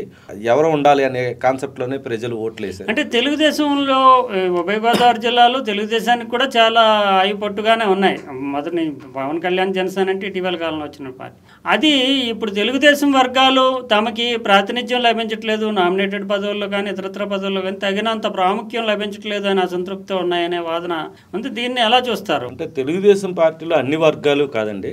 ఇందులో ప్రధానంగా తెలుగుదేశం పార్టీలో ఎలాంటి పరిణామాలు, చిరంజీవి ప్రజారాజ్యం పార్టీ పెట్టినా కూడా తెలుగుదేశం పార్టీలోనే ఉన్న కాపు నాయకులు కావచ్చు, పవన్ కళ్యాణ్ పార్టీ పెట్టినా తెలుగుదేశంలోనే ఉన్న కాపు నాయకులు కావచ్చు, ఎంతో కాలంగా ఎన్నో దశాబ్దాలుగా వీళ్ళు తెలుగుదేశం పార్టీని అంటిపెట్టుకుని వెన్నుదనుగా నిలిచారు. ఎన్నో కష్టకాలంలో పార్టీకి, అంటే ఒక కాపు ఓటింగ్ పోలరైజ్ అవుతున్న నేపథ్యంలో కూడా మేము పార్టీ వెంట నడుస్తామని చెప్పిన చాలామంది నాయకులు ఇప్పుడు తీవ్ర అసంతృప్తితో ఉన్నారు. దీనికి కారణం ప్రధానంగా ఉభయ గోదావరి జిల్లాలకి ఏదైనా పదవులు కేటాయించాల్సి వస్తే మెయిన్ కాపు వర్గానికి సంబంధించి జనసేన కోటాలో వాటిని భర్తీ చేస్తున్నారు. ఈ భర్తీ చేయడం అన్నది కాపు సామాజిక వర్గంలో, తెలుగుదేశం పార్టీలో ఉన్న కాపు సామాజిక వర్గంలో తీవ్ర అసంతృప్తికి దారితీస్తుంది ఇటీవల కాలంలో. ఇది దగ్గర నుంచి గమనిస్తే, ఎందుకంటే వీళ్ళంతా కూడా ఏమిటి మేము ఇన్ని సంవత్సరాల నుంచి పార్టీలో ఉంటే నిన్నగాక మొన్న జనసేనలోకి వచ్చి జాయిన్ అయిన కాపు లీడర్కి ఒక మంచి ప్రామినెంట్ పోస్ట్ ఇచ్చారు అనే ఫీలింగ్ వాళ్ళలో బయలుదేరింది. ఇది అధినాయకులకు తీసుకెళ్ళినా వాళ్ళు మిగతా సామాజిక వర్గాల నాయకులకి పార్టీలో, తెలుగుదేశం పార్టీలో చోటు దక్కుతుంది, కానీ కాపు సామాజిక వర్గంలో మాత్రం వెనకబడే ఉన్నారని క్లియర్గా చెప్పచ్చు. ఈ నేపథ్యంలో మరి అంటే మేము ఈ పార్టీలో కొనసాగాలా లేదా జనసేనలోకి వెళ్ళి పదవి తెచ్చుకోవాలనే పరిస్థితి కూడా జనసేన పార్టీ మార్చుకున్నా పదవి తెలుగుదేశంలో తమకి సామాజిక వర్గ పరంగా తెలుగుదేశం పార్టీలో ఉన్న కాపు నాయకుల్లో ఒక రకమైన చర్చ మొదలైంది. అంటే ఇంకా అలాంటి పరిస్థితి వచ్చింది. ఈ ఇటీవల కాలం మొన్న టిక్కెట్ల పంపిణీలో కూడా మీరు గమనిస్తే కనుక రాజమండ్రి రూరల్లో అకామిడేట్ అవ్వాల్సిన కందుల దుర్గేష్ గారికి అక్కడ అకామిడేషన్ లేదని తీసుకెళ్ళి ఆయన సంబంధం లేని నిడదవోలు నియోజకవర్గంలో ఇచ్చారు. అంటే చంద్రబాబు నాయుడు గారు, మోడీ గారు, పవన్ కళ్యాణ్ గారు ఇమేజ్ వల్ల ఎక్కడ ఎవరిని పెట్టినా గెలిచే పరిస్థితి మొన్న ఉంది కాబట్టి అది ఓటింగ్ తర్వాత కానీ ఎవరికి బయటపడలేదు. దుర్గేష్ గారు గెలిచారు, మంత్రి పదవి వచ్చింది. తెలుగుదేశం పార్టీలో జీవితంలో ఒక్కసారైనా మంత్రి పదవి తీసుకోవాలని కోరుకున్న జ్యోతుల నెహ్రూ ఉన్నారు జగ్గంపేట నుంచి, ఆయనకి అవకాశం దక్కింది. సామాజిక వర్గమే. దుర్గేష్ గారు కాంగ్రెస్ పార్టీలో ఉండేవారు, తర్వాత ఆయన మళ్ళీ కాంగ్రెస్ పార్టీ నుంచి మారారు, మళ్ళీ జనసేనలోకి వచ్చారు. ఇట్లాగా పార్టీ మారినప్పటికీ కూడా వైసీపీకి మారి వైసీపీ నుంచి మళ్ళీ దీంట్లోకి వచ్చారు. 4-5 సార్లు ఎమ్మెల్యే అయిన వాళ్ళు కూడా అవకాశం లేదు. First time MLA, first time ఆయన సమర్థుడే, ఎమ్మెల్సీ చేసే సమర్థుడు. దుర్గేష్ మంచి వక్త, పోతుల వీరభద్రరావు గారు మనోడుగా గుర్తింపు ఉంది, నిజాయితీ పరులు, కుటుంబం వాళ్ళది, ఇదంతా ఓకే. కాకపోతే జ్యోతుల నెహ్రూ అన్నతను చాలా పార్టీ పెట్టినప్పటి 4-5 సార్లు ఎమ్మెల్యే, మధ్యలో ఆయన వైసీపీకి ఒకసారి వెళ్ళినప్పటికీ అది కూడా యనమల రామకృష్ణ గారితో ఎవరితో ఉండి పొసగక ఆ మధ్యన దీని మీద వివాదం కూడా రేగింది. మీ అంచనా ప్రకారం తెలుగుదేశంలో ఉన్న కాపు సామాజిక వర్గానికి న్యాయం జరగట్లేదు. అదే సమయంలో జనసేనలో కొత్తగా చేరినా సరే కాపు సామాజిక వర్గానికి న్యాయం జరుగుతుంది. కాపు సామాజిక వర్గం వరకు గతంలో యనమల రామకృష్ణుడి మీద కూడా ఇటు రెడ్డి సుబ్రహ్మణ్యం కావచ్చు, జ్యోతుల నెహ్రూ వాళ్ళు కొంతమంది బహిరంగంగా అంతర్గతంగా కూడా విమర్శలు చేశారు. ఎంతకాలం యనమల రామకృష్ణుడి బీసీ కార్డు చూపించి మీరు బీసీలు అందరికీ పదవులు వచ్చేసాయి అనే పరిస్థితి తీసుకొస్తున్నారు, మీరు ప్రధానంగా సెట్టిపల్లి సామాజిక వర్గం ఉభయ గోదావరి జిల్లాలో ఉందనే వాదన కూడా వచ్చింది. అంటే బీసీల్లో కూడా ఆ టైప్ ఉంది. యనమల రామకృష్ణుడు గారిని మనం పక్కన పెట్టారు, కొత్త వాళ్ళని ఎమర్జ్ అవుతున్నారు. కాపుల్లో కూడా ఈ విధంగా చర్చ నడుస్తుంది. ఉభయ గోదావరి జిల్లాలో కాపు, సెట్టిపల్లి సామాజిక వర్గాలు ప్రధానమైనవి. మీరు అన్నట్టు ఖచ్చితంగా అవి రెండు కూడా ఎలక్షన్ ఫ్యాక్టర్ని డిసైడ్ చేస్తాయి. దీంట్లో ఏంటంటే వీళ్ళు సమతుల్యం, ఇటు ఆ పార్టీ పరంగా ఇటు బీజేపీ కావచ్చు, జనసేన కావచ్చు, తెలుగుదేశం కావచ్చు, సమన్యాయం సామాజిక వర్గాల పరంగా వాళ్ళ అంతర్గతంగా చేసుకోవాల్సిన అవసరం ఖచ్చితంగా. ఇప్పుడు మనం ఎంత కాదనుకున్నా రాజకీయాల్లోకి వచ్చిన వాళ్ళు దేశ స్థాయిలో పోటీ పడితే ప్రధానమంత్రి కావాలని కోరుకుంటారు, లేదా కేంద్ర మంత్రి. రాష్ట్ర స్థాయిలో పవన్ కళ్యాణ్కి ఉండేటటువంటి ఇమేజ్ కానీ, ఆయన అభిమానులు కోరుకుంటున్నది కానీ, జనసేన అల్టిమేట్ లక్ష్యం కానీ పవన్ ముఖ్యమంత్రి కావడం. అసలు ఇప్పుడు తెలుగుదేశం ఇంత బలమైనటువంటి తెలుగుదేశం పార్టీ, చంద్రబాబు నాయుడు 75 ఏళ్ళు వయసు ఉన్నారు, ఈ ఎలక్షన్ వచ్చేదానికి 80 దగ్గరలోకి వచ్చేస్తారు. ఎమర్జ్ అవుతున్న లీడరు లోకేష్ ఉన్నాడు. పవన్ కళ్యాణ్ చంద్రబాబు నాయుడు గారికి చాలా గౌరవప్రదంగా, చాలా గౌరవంతో డిప్యూటీ సీఎం పోస్ట్ ఇచ్చారు. వాళ్ళ నిజానికి అనుచరులు వాళ్ళంతా సీఎం అన్నప్పుడు కూడా వద్దు అని చెప్తున్నాడు. మరి అల్టిమేట్గా ఈ గోదావరి జిల్లాలే ఆ అసెస్మెంట్ చెప్పాలి ఆ జనసేనకు ఉన్న బలంలో చూస్తే కనుక. అసలు పవన్ కళ్యాణ్ అంటే ఆ పెద్ద పార్టీ అయినటువంటి తెలుగుదేశం ఉంది, తెలుగుదేశానికి ఒక వారసుడు ఉన్నాడు. కమిట్మెంట్ తోటి తెలుగుదేశాన్ని సపోర్ట్ చేసి ఆ పార్టీ అధికారంలోకి రప్పించినటువంటి పవన్ కళ్యాణ్ ఉన్నాడు. జనసేన శ్రేణుల యొక్క ఏకైక లక్ష్యం పవన్ సీఎంగా చూడటము. ఈ నేపథ్యంలో చంద్రబాబు నాయుడు ఎలాగా వృద్ధుడు అవుతున్నాడు, ఎంత మనం ఒప్పుకొని తీరాల్సిన ప్రాక్టికాలిటీ అది. ఎందుకంటే ఎంతకాలం ఎవరు ఉంటారు అటువంటి పరిస్థితుల్లో ఎప్పటికైనా సెకండ్ ఇన్ కమాండ్ లాగే ఉండిపోతాడా? పవన్ కళ్యాణ్కి సీఎం అయ్యే ఛాన్సెస్ అంటే రాష్ట్ర స్థాయిలో ఇంకా ఆ పార్టీ అంత విస్తరించింది అని చెప్పలేం, కానీ 2 జిల్లాల్లో మాత్రం బలంగా 2 జిల్లాలు చాటి చెప్పినా ఆ పట్టు ఉంటుంది. అందువల్ల పవన్కి ఉండేటటువంటి హోప్స్ అంటే యాస్పిరేషన్స్ దృష్టి, ఆ పార్టీకి ఉన్న యాస్పిరేషన్స్ దృష్టి భవిష్యత్తులో పవన్ సీఎం అవ్వడానికి చంద్రబాబు నాయుడు టర్మ్ తర్వాత, ఎందుకంటే చంద్రబాబు నాయుడు లెజెండరీ లీడర్, అతన్ని పవన్ కళ్యాణ్ అయినా ఎవరైనా సరే ఆయన్ని తర్వాతే తప్ప కాదు. ఇప్పుడు పవన్కి భవిష్యత్తు ఏంటి? రాజకీయం అంటేనే ఒక అవకాశవాదం అని చెప్పచ్చు. ప్రస్తుతానికైతే మీరు అన్నట్టు 100% చంద్రబాబు నాయకత్వాన్ని పవన్ కళ్యాణ్ గారు అంగీకరిస్తున్నారు, పదే ప్రకటనలు చేస్తున్నారు. లోపల ఆయన అంతర్గతంగా ఏదో వాళ్ళిద్దరికీ విభేదాలు పార్టీ పరంగా ఏర్పడినప్పుడు కూడా మేము కింద పడతాం మీద పడతాం, ఆయన కలిసే ఉంటాం, రాష్ట్రానికి వైసీపీ అధికారంలోకి రాకుండా మేము ఎన్ని చేయాలో అన్నీ చేస్తామని అసెంబ్లీ సాక్షిగా పవన్ కళ్యాణ్ ప్రకటించారు.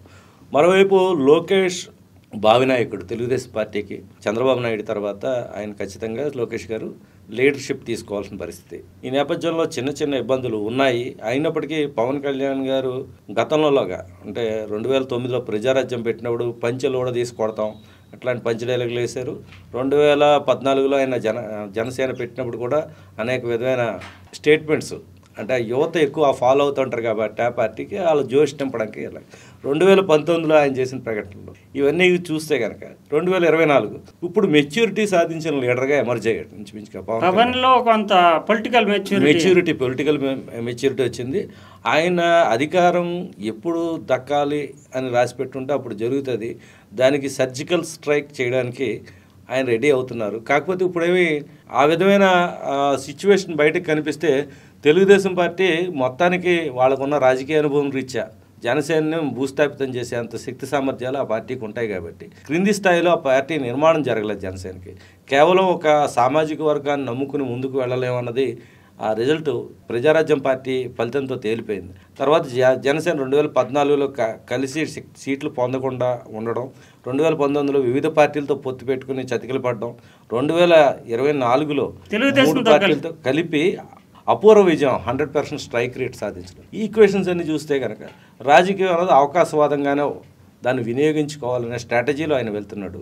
అందుకని ఖచ్చితంగా ఆయన భవిష్యత్తులో అవకాశాన్ని బట్టి ప్రజలు ఇచ్చే ఛాయిస్ని బట్టి మార్పు చేర్పులు ఉంటాయి. ఇప్పుడు నాకు ముఖ్యమంత్రి పదవద్దు, లేకపోతే నాకు ఉప ముఖ్యమంత్రి ఎక్కువ, లోకేషే భావి నాయకుడు అని ఆయన స్వయంగా భావి ముఖ్యమంత్రి అని ప్రకటించినా కానీ పవన్ కళ్యాణ్ రాజకీయాలు ఏదో చెప్పింది ఏది కూడా ఇప్పుడు చేయరు.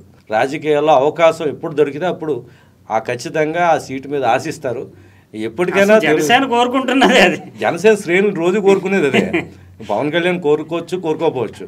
కాకపోతే ఇప్పుడు పరిపాలనా పరంగా కూడా ఆయన చంద్రబాబు నాయుడు గారి నాయకత్వంలో తర్ఫీదు పొందుతున్నాడు. ఉప ముఖ్యమంత్రి హోదాలో ఏ విధంగా ఉంటుంది పరిపాలన, ఎలా చేస్తారు, ఎలా చేస్తే మన రాష్ట్రాన్ని ముందు నడిపించవచ్చు, ఇవన్నీ కూడా ఒక రకంగా అభ్యాసం చేస్తున్నారు. లోకేష్ కూడా మొన్ననే నెగ్గాడు పవన్ కళ్యాణ్తో పాటు. ఆయన కూడా మంగళగిరిలో మొన్ననే ప్రత్యక్షంగా నెగ్గాడు. ఎమ్మెల్సీగా ఆయన మంత్రి చేసి ఉండొచ్చు, ఇంకోటచ్చు. పరిపాలన అనుభవం విషయంలో లోకేష్ పవన్ కళ్యాణ్ ఇద్దరు ఇప్పుడు శిష్యరికం చంద్రబాబు నాయుడు గారి దగ్గర పొలిటికల్ శిష్యరికం చేస్తున్నారు. అయితే వీళ్ళు ఏ విధంగా భవిష్యత్తులో ఎమర్జ్ అవుతారన్నది కాలమే చెప్పాలి. ఎందుకంటే కాలాన్ని బట్టి వీళ్ళు అనుగుణంగా స్టెప్స్ వేస్తారు. ఎటువంటి పరిస్థితులైనా పవన్ కళ్యాణ్ ముఖం చూసి ఒక 25-30 లక్షల ఓట్లు ఎలాంటి పరిస్థితులను వేసే జనం ఆయనకైతే ఉన్నారు. దాన్ని ఆయన ఏ విధంగా ఉపయోగించుకుని రాజ్యాధికారం సంపాదిస్తాడని చూడాలి. ఎందుకంటే మన కర్ణాటకలో చూసాం, కుమారస్వామి సింగిల్ సీటుతో కూడా ఆయన ముఖ్యమంత్రి అయిపోయాడు. అందుకని అవ్వడు అని చెప్పడానికి లేదు, అవుతాడు అని చెప్పడానికి కూడా లేదు. ఈ కాలం ఆ సమయం నిర్ణయించాల్సిన అవసరం. ఇప్పుడు రాజమండ్రి పారాచూట్ లేడు, ఇప్పుడు పురంధేశ్వరి పెద్ద నాయకురాలు కాదనలేము, బీజేపీ రాష్ట్ర అధ్యక్షురాలు. లోకల్గా అనేక మంది పోటీ పడుతూ ఉంటారు ఎంపీ స్థానానికి. రాజమండ్రిలో ఉండే కాంపిటీషన్ సామాజిక వర్గ పరంగా కానీ, ఆర్థిక పరంగా కానీ, తెలుగుదేశంలో కానీ, బీజేపీలో కానీ అంత పెద్ద నాయకులు ఉన్నారు ఉన్నటువంటి ప్రాంతం. హఠాత్తుగా పురంధరేశ్వరిని తీసుకొచ్చి అక్కడ రాజమండ్రి ఎంపీని చేసేసారు. ఆమెకుండే స్టేచరు ఇతరత్ర బాధ్యతలు వీటి దృష్ట్యా ప్రజలకు అందుబాటులో ఉంటున్నారా? రాజమండ్రి కామౌంట్ వల్ల ప్రయోజనం ఏమైనా ఉందా? బీజేపీ శ్రేణుల్లో ఏమైనా అసంతృప్తి అనేది ఉందా లేదా? అసలు బీజేపీకి సంబంధించి రాజమండ్రి కూడా అర్బన్ ఎప్పుడు సీట్ అడిగినా రాజమండ్రి సీట్ అడుగుతారు వాళ్ళు, ఎమ్మెల్యే సీట్ కానీ. ఎందుకంటే ఆ పాకెట్లో ఉండేటటువంటి బలం బీజేపీకి కూడా బలం ఉండదు. ఈ పురంధేశ్వరికి తీసుకొచ్చారు, నెగ్గించారు, బాగుంది. ఆవిడ పట్ల ఆవిడ పనితీరు ఎలా ఉంది 1 ఇయర్గా? ఎందుకంటే ఆవిడకున్న స్టేజ్లో చాలా పనులు చేయొచ్చు. ప్లస్ బీజేపీలో ఎలా ఉంది ఆవిడ పట్ల సంతృప్తి స్థాయి? తెలుగుదేశం ఎలాగా యాక్సెప్ట్ చేస్తుంది? ఎందుకంటే ఆవిడకుండే రిలేషన్స్ బీజేపీ, పర్టికులర్లీ బీజేపీలో. సో మీరు అందరూ 100% కరెక్ట్. పురంధరేశ్వరి గారు ఆవిడ గతంలో కేంద్రంలో మంత్రి హోదాలో కూడా పనిచేసిన వ్యక్తి. ఎన్టీ రామారావు కుమార్తెగా ఒక ఐడెంటిఫికేషన్ తెలుగు రాష్ట్రాల్లో ఆవిడకి బలంగా ఉంది. కేంద్రంలో కూడా అనేక మంది సంబంధాలు ఉన్నాయి. ఈ ఎన్టీ రామారావు తనయ్యగా తను ఒక మంత్రిగా పనిచేయడం, కేంద్ర మంత్రిగా పనిచేయడం, ఒక ప్రత్యేకమైన ఐడెంటిఫికేషన్ ఆవిడకు ఉంది. అయితే వివిధ ప్రాంతాల్లో ఆవిడ పోటీ చేసి ఎక్కడ తన నియోజకవర్గం అంటూ ఒక ఓన్ చేసుకోలేకపోవడం మైనస్ కొంత. రాజమండ్రి ఆవిడ రావడం, గెలవడం ఇవన్నీ కూడా బాగున్నప్పటికీ ఆవిడ ప్రధానంగా ఒక చిన్న ప్రాబ్లం అయితే రాజమండ్రి పరంగా మొదట ఎదురవుతుంది. ఎందుకంటే అంతకుముందు పనిచేసిన మాజీ ఎంపీ బార్గాని భరత్రాం ఒక కార్పొరేటర్ స్థాయిలో వీధి వీధికి వెళ్ళి తిరుగుతూ, పెళ్లికి చావుకి కూడా అటెండ్ అవుతూ, ప్రజలతో మమేకమవుతూ ఆయన ఎక్కువ సమయం ఢిల్లీలో కన్నా ఎక్కువ గల్లీలో గడిపాడు. ఆయనతో కంపేర్ చేసుకుంటే ఈవిడ భారతీయ జనతా పార్టీ రాష్ట్ర అధ్యక్షురాలుగా ఉంది.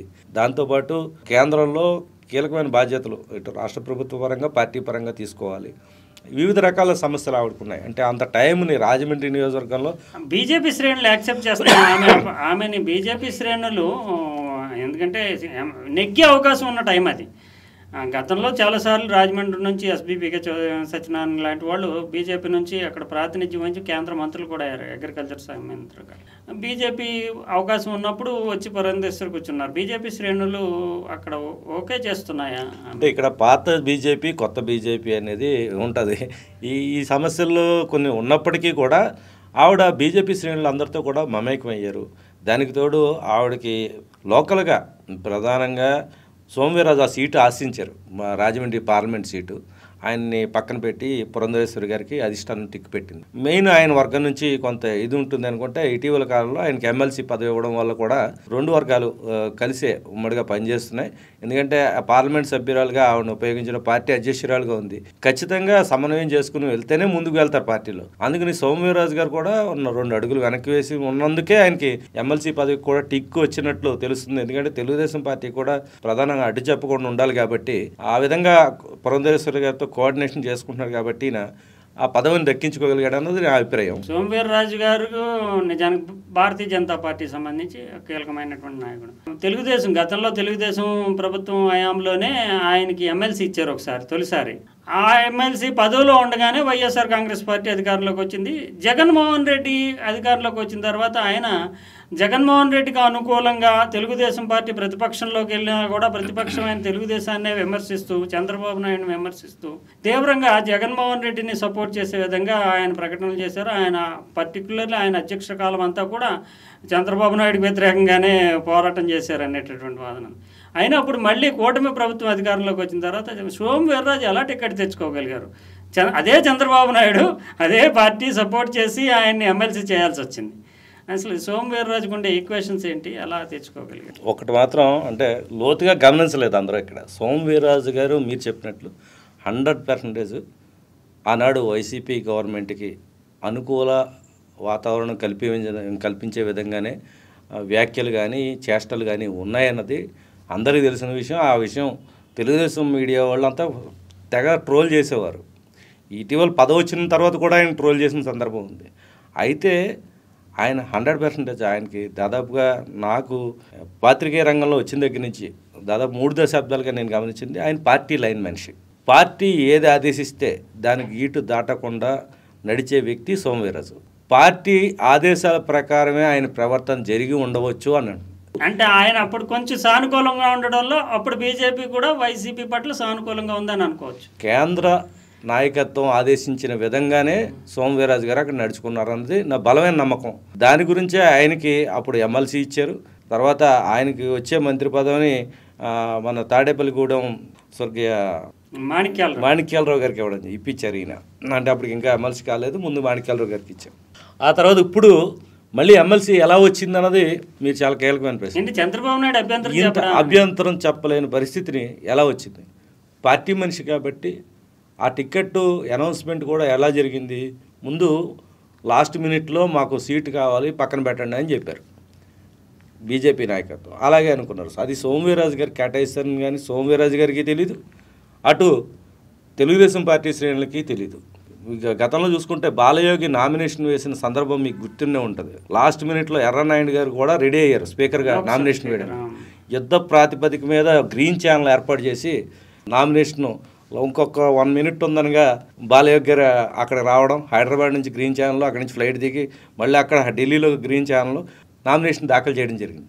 అలాంటి నాటకీయ పరిణామాల మధ్య అప్పటికప్పుడు 10 గంటలకు 10:30కో ఢిల్లీ నుంచి కాల్ రావడం, మీకు టిక్ పెట్టారు పైన అధిష్టానం, మీరు బయలుదేరాలంటే ఈయన అప్పటికప్పుడు ఓటు హక్కు ఇవన్నీ ఎత్తుక్కుని ఇంట్లో కట్టబట్టుకుని అప్పటికప్పుడు బయలుదేరి లాస్ట్ మినిట్లో ఈయన అక్కడ చేరుకోవడం, పార్టీ అనుమతి ఇస్తూ ఇచ్చిన పత్రాలు కూడా ప్రత్యేక ఫ్లైట్స్లో పురంధేశ్వరి గారికి వాళ్ళకి ఇచ్చి పంపించడం. ఈ పరిణామాలన్నీ మీరు గమనిస్తే కనుక భారతీయ జనతా పార్టీ డైరెక్షన్లోనే వైసీపీ ప్రభుత్వానికి గతంలో ఆయన అనుకూలంగా ఉన్నా, ఇప్పుడు తెలుగుదేశం పాట పాడుతున్నా, ఇది పార్టీ లైన్కి అనుగుణంగానే సోమవీర్రాజు గారు నడుచుకునే విధానం ఉంటుంది కాబట్టి పార్టీ ఆయనకి అవకాశాలు కల్పిస్తుంది అన్నది నా. చంద్రబాబు నాయుడు ఆయనకి వ్యక్తిగతంగా ఇప్పుడు ఏమీ చేయలేరు, ఎందుకంటే రాష్ట్రం పూర్తిగా కేంద్రం మీద ఆధారపడింది.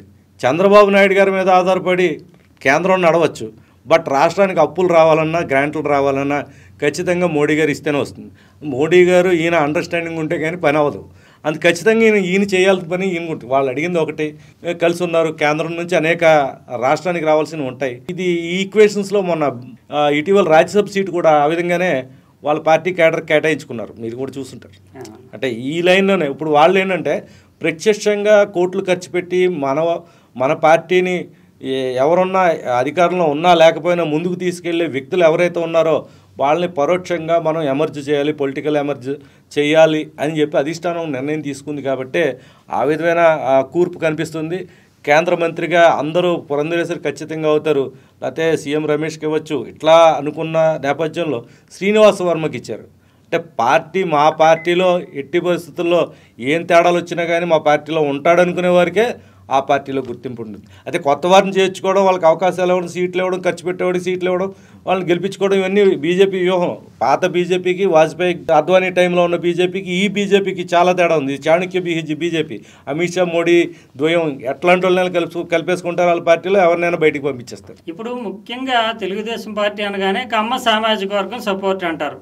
మిగిలిన బీసీలు అన్ని సపోర్ట్ చేస్తే కానీ పార్టీ అధికారంలో కమ్మ సామాజిక వర్గానికి ఎక్కువ న్యాయం జరుగుతుంది, కమ్మోళ్ళు ఏదనుకుంటే అది జరుగుతుంది అనేటటువంటి భావన ఉంది. అయితే కమ్మోళ్ళలోనే సీనియర్ లీడర్లో చాలా అసంతృప్తి ఉంది. ఉదాహరణకు మీరు రాజమండ్రి తీసుకుందాం. రాజమండ్రిలో పార్టీ పెట్టినప్పటి నుంచి తొలి ఫౌండేషన్ మెంబర్స్లో ఒకడైనటువంటి బుచ్చి చౌదరి 7 సార్లు ఎమ్మెల్యే, ఎన్టీ రామారావు టైంలోనే ఆయన మంత్రి, పౌర సరఫరాల మంత్రి, ఆర్టీసీ చైర్మన్, ప్రణాళికా సంఘం ఉపాధ్యక్షుడు, ఇలాంటి అనేక పదవులు చేశాడు. ఆయన చేసి 7 సార్లు ఎమ్మెల్యే. ఏదైనా ఇప్పుడున్న పరిస్థితుల్లో ఆయన స్పీకర్ ప్రొటెం స్పీకర్ కింద కూడా పెట్టి సభ్యులందరితో అంటే సీనియర్.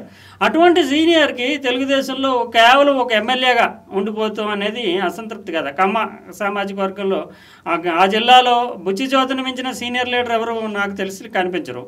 ఆయనకి న్యాయం జరుగుతుందా? ఆయన వర్గం ఏమనుకుంటుంది? కమ్మాళ్ళకి న్యాయం, అందరికీ కమ్మాళ్ళకి సీట్లు అంటారు కదా. మరి ఈయన ఇన్నిసార్లు పనిచేసి తొలి ఫౌండేషన్ మెంబర్ అయ్యి మంత్రి కాకపోవడము, అంతటి సీనియర్ 35 ఏళ్ల ప్రజా జీవితంలో ఆయన్ని ఎలా చూడాలి? అసలు నిజంగానే తెలుగుదేశం తమ నమ్ముకున్న నాయకులందరికీ న్యాయం చేయగలుగుతుందా? లేదంటే కులం పేరు చెప్పుకొని కులానికి పెద్దపీట వేస్తున్నారనే విమర్శ ఉంది, అదే కులంలో పక్కన పెడుతున్నారనే విమర్శ ఉంది. బుచ్చి చౌదరి కేసుని చూస్తే కనుక అత్యంత సీనియర్ రాజకీయ నాయకుడు, ఆయన ఎమ్మెల్యేల పరంగా చూస్తే అటువంటి సీనియర్ నాయకుడు పక్కన ఉండి వేరే చోట నియోజకవర్గం పక్క ఎమ్మెల్యే రాజమండ్రిలో చేశారు, రాజమండ్రి రూరల్ చేశారు, ఇవన్నీ చేశారు. ఇది ఓకే. మంత్రి పదవి ఇవ్వలేకపోవడంలో కారణాలు ఏంటి? ఆయన వర్గం ఎలా చూస్తుంది? కూటమిగా ప్రభుత్వం ఉన్నప్పుడు చంద్రబాబు నాయుడు గారి దగ్గర చాలా ఆప్షన్స్ తక్కువ ఉంటాయి. ప్రధానంగా గుంటూరు, కృష్ణా జిల్లాలకి కమ్మవాళ్ళకి పదవులు ఇవ్వడానికే అక్కడ ప్లేస్ సరిపోదు. అదొకటి పక్కన పెడితే బుచ్చి చౌదరి గారు ఎన్టీ రామారావుకి సంబంధించిన ఈ అధికార మార్పిడి జరిగినప్పుడు ఆయన ఎన్టీ రామారావుతోనే ఉన్నారు చివరిదాకా. ఆ నేపథ్యంలో చంద్రబాబు నాయుడు గారు కోటరీ చాలామంది ఉన్నారు. వాళ్ళందరికీ పూర్తి స్థాయిలో చంద్రబాబు నాయుడు గారు న్యాయం చేయలేని పరిస్థితి ఈ రోజుకి ఉంది. అది సామాజిక వర్గాలు కావచ్చు, తనతో పాటు ఆ రోజు ఎవరైతే నిలబడ్డారో వాళ్ళందరికీ మంత్రి పదవి. ఈ మంత్రి పదవి విషయం వరకు వస్తే మంత్రి పదవి ఒకసారి చేశారు, 6 నెలలు చేశారు. 6 నెలలు సన్మానాల సమయం అయ్యేటప్పటికి ఆయన పదవి పోయింది. ఎన్టీ రామారావు టైంలో పౌర సరఫరా శాఖ మంత్రిగా ఆయన ఇప్పటికీ అది బాధపడతారు. ఆయన అనుభవం రీత్యా కానీ, లేకపోతే ఆయన రాజకీయ చరిత్రత, రాజకీయ ఆలోచనలు, రాజమండ్రిని తీర్చిదిద్దిన తీరు కానీ, రాజమండ్రిని ఒక డెవలప్మెంట్ సిటీగా మార్చడంలో, అటు తెలుగు విశ్వవిద్యాలయం, పాలిటెక్నిక్ తీసుకురావడంలో కానీ, గోదావరి ప్రాంతంలో ఆ టెంపుల్ సిటీస్ని తీసుకురావడం, అక్కడ నుంచి ఉన్న పేట అంతా కూడా శాటిలైట్ సిటీగా మార్చి ఆ ప్రాంతాన్ని సుందరవనంగా చేయడం, ఒక దూరదృష్టి ఉన్న వ్యక్తి. లాంగ్ రన్లో రాజమండ్రికి నీటి కొరత కూడా చాలా వరకు ఆయన ఓవర్ హెడ్ ట్యాంక్స్ నిర్మించి వాటిని కూడా తీర్చడం జరిగింది. ఒక స్టేడియం ఒకటి కట్టలేదేమో కానీ చాలా వరకు ఆయన అభివృద్ధి కాముకుడు, మంచి లీడర్ చెప్పాలంటే. అయితే ఒక రకంగా క్యాస్ట్ ఆయనకి ప్లస్ అయింది, మైనస్ అయింది. రెండో రకంగా తెలుగుదేశం పార్టీ 10 సార్లు అవకాశం ఇచ్చింది ఆయనకి. 7 సార్లు నెగ్గారు ఎమ్మెల్యేగా. 10 సార్లు ఏ పార్టీలో అవకాశం ఇస్తారు? సో ఎమ్మెల్యే అవకాశం ఆ ఇటీవల కాలంలో ఆయన కన్విన్స్ అయ్యారు. అంటే ఈక్వేషన్స్ అన్ని చంద్రబాబు నాయుడు గారు చెప్పుంటారు, బుచ్చద్రి గారు కూడా కన్విన్స్. ఇన్నిసార్లు అవకాశం ఎవరిస్తారు? 80 ఏళ్ళ వయసు వచ్చింది. ఇప్పటికీ ఆయన స్టిల్ యంగ్ లీడర్స్తో పోటీ పడుతూ అభివృద్ధి విషయంలో పరుగులు పెడుతున్నాడు. వీధి అక్కడ డెవలప్ చేసుకుని రూరల్ అంతా. 4 సార్లు రాజమండ్రి సిటీ ఎమ్మెల్యేగా ఉన్నారు. 3 సార్లు ఇప్పుడు హ్యాట్రిక్ ఎమ్మెల్యే రూరల్కే. అది చిన్న విషయం కాదు. రూరల్ అంటే బోల్డ్ తలకాయ నొప్పులు ఉంటాయి. అలాంటి చోట్ల సమర్థవంతంగా ఆయన నెక్కొచ్చాడు. బుచ్చే చౌదరి ఎప్పుడు గాలి ఉంటే గెలుస్తాడు, లేకపోతే గెలవడు అనే రూమర్ ఉండేది. దాన్ని కూడా ఎదిరించి, వైసీపీ గాలిని ఎదిరించి గెలిచిన వ్యక్తిగా ఆ రికార్డును కూడా తిరగరాసుకున్నాడు ఆయన. అంటే ఒక రాజకీయ పొలిటికల్ హీరోగా చెప్పచ్చు ఈస్ట్ గోదావరిలో. బుచ్చే చౌదరి లాంటి వ్యక్తి తెలుగుదేశం పార్టీలో మంత్రిత్వ శాఖ నిర్వహిస్తే కనుక ఇంకా మెరుగైన ఫలితాలు ఉంటాయి. గతంలో 2014 నుంచి 19 వరకు చూసుకుంటే చాలా డమ్మీ మంత్రుల్ని చంద్రబాబు నాయుడు క్యాబినెట్లో ఉండేవారనే విమర్శ ఉండేది. ఇప్పుడు కొంచెం సమర్థులు చాలామంది ఉన్నారు. అప్పుడు ఉండేది బుచ్చే చౌదరి గారు లాంటి వాళ్ళకి ఎందుకు ఇవ్వలేదనేసి. నిజంగా ఆ టైంలో ఇవ్వాల్సి అవసరం ఉంది. ఇప్పుడు ఈ కూటమిలో జనసేన కూడా షేర్ కోరుకుంటుంది కాబట్టి ఈయనకి చాలా కష్టమైన పరిస్థితి. కాకపోతే కమ్మ సామాజిక వర్గానికి గతంతో పోలిస్తే ఎక్కువ ప్రాధాన్యతే చంద్రబాబు నాయుడు గారు ఈస్ట్ అండ్ వెస్ట్లో కల్పించారనే ప్రచారం కూడా ఇటీవల జరుగుతుంది. ఎందుకంటే ఆయన సలహాదారుగా, ప్రభుత్వ సలహాదారుగా పెందుర్తి వెంకటేష్ మాజీ ఎమ్మెల్యే ఆయన్ని నియమించుకున్నాడు. టీటీడీ బోర్డు మెంబర్గా, అంటే ఇటీవల సెంట్రల్ జైల్లో చంద్రబాబు నాయుడు గారు ఉన్నప్పుడు ఆయనకు హోస్ట్ చేశారని చెప్పేసి మునికోటేశ్వరరావు గారు అనే ఆయనకి టీటీడీ బోర్డు మెంబర్ ఇచ్చారని విమర్శ ఉంది. వాస్తవానికి ఆయన హోస్ట్ చేసి ఉండొచ్చు చంద్రబాబు గారి కుటుంబాన్ని. కాకపోతే ఆయన ఆధ్యాత్మిక పరుడు. రాజమండ్రి, సీతానగరం ప్రాంతాల్లో అనేక టెంపుల్స్ కట్టించడం, వెంకటేశ్వర స్వామి ఆలయం స్వయంగా సొంత డబ్బుతో ఖర్చు పెట్టిన వ్యక్తి.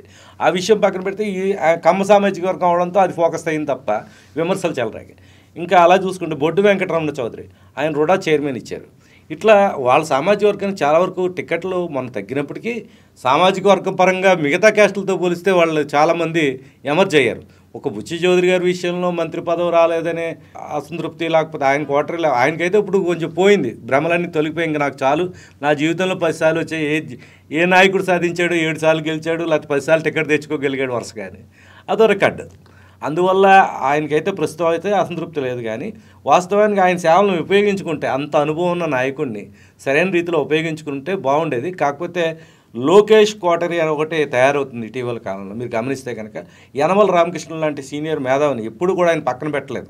అలాంటి మేధావిని చంద్రబాబు నాయుడు గారు వయోభారం రీత్యా కావచ్చు, యూత్ని ఎంకరేజ్ చేయాలని వాళ్ళ అమ్మాయికి టికెట్ ఇచ్చారు తప్ప ఈ యనమల రామకృష్ణ గారు ఇంక పుస్తకాలు రాసుకుని ఆవిష్కరించుకునే పరిస్థితి వచ్చింది. అంటే వీళ్ళంతా వారి కొత్త రక్తం ఎక్కాల్సిన పరిస్థితి. ఇప్పుడు బుచ్చే చౌదరి గారు ఆయన వారసులుగా, ఆయన పిల్లలు రాకపోవచ్చు కానీ వారి తమ్ముడు గారు అబ్బాయి రెడీగా ఉన్నాడు. ఆయన రూరల్లో బుచ్చే చౌదరి గారితో పాటు బుచ్చే చౌదరి గారు హ్యాపీ. రాజకీయంగా రాజకీయంగా బుచ్చే చౌదరి గారు చంద్రబాబు నాయుడు 84-85 టైంలో తెలుగుదేశం, 84లో తెలుగుదేశంలోకి వచ్చారు. బుచ్చే చౌదరి గారు 82లో పార్టీ పెట్టినప్పటి నుంచి ఉన్నారు, వ్యవస్థాపక సభ్యుడు. అందువల్ల అసంతృప్తి ఏమీ లేదు తనకు లభించిన అవకాశాలతో. అంటే చాలా మంది ఆయన చుట్టూ ఉన్న వాళ్ళకి రాలేదనే ఫీల్ ఉంది. కానీ ఇటీవల కాలంలో ఆయన కొన్ని బహిరంగ మీటింగుల్లో కూడా వ్యక్తం చేశారు, ప్రెస్ మీట్స్లో కూడా చెప్పడం జరిగింది. నాకేం అసంతృప్తి, ఎన్నిసార్లు ఎవరిస్తారు అవకాశం, ఏ పార్టీ ఇస్తుంది, 45 ఏళ్ళుగా నాకు టికెట్ ఇస్తూనే ఉంది రాజకీయంగా, సో నాకే హ్యాపీయే అన్నది ఆయన వాదన. రాజమండ్రి పేరు చెప్పగానే గుర్తుకొచ్చేటటువంటి ఒక పేరు రాష్ట్రం అంతా చర్చ. ఏ విషయం జరిగినా సరే ఆయన మాట్లాడితే కనుక అందరూ చూస్తూ ఉంటారు. ఉండవల్లి అరుణ్ కుమార్ ఆయన చేసింది 10 ఏళ్లే ఎంపీ సీట్, కానీ రాజకీయాల్లో ఇందిరాగాంధీ టైం నుంచి కూడా ఉపన్యాసకుడిగా ఉండడము, ఒక వక్తగా ఉండడము, మేధావి, వైఎస్ రాజశేఖర రెడ్డికే సలహాదారు, ఆయనకేమో నోట్లు రాసి పెట్టడము, ఇవన్నీ చాలా ఇటీవల అంటే జగన్మోహన్ రెడ్డిని కూడా డైరెక్ట్గా సపోర్ట్ చేయకపోయినప్పటికీ జగన్మోహన్ రెడ్డి ప్రభుత్వాన్ని అనేక రూపాల్లో సపోర్ట్ చేయడం, చంద్రబాబు నాయుడుని విమర్శించడం, చంద్రబాబు నాయుడు తూర్పారపట్టడం అదంతా జరుగుతూ ఉంటుంది.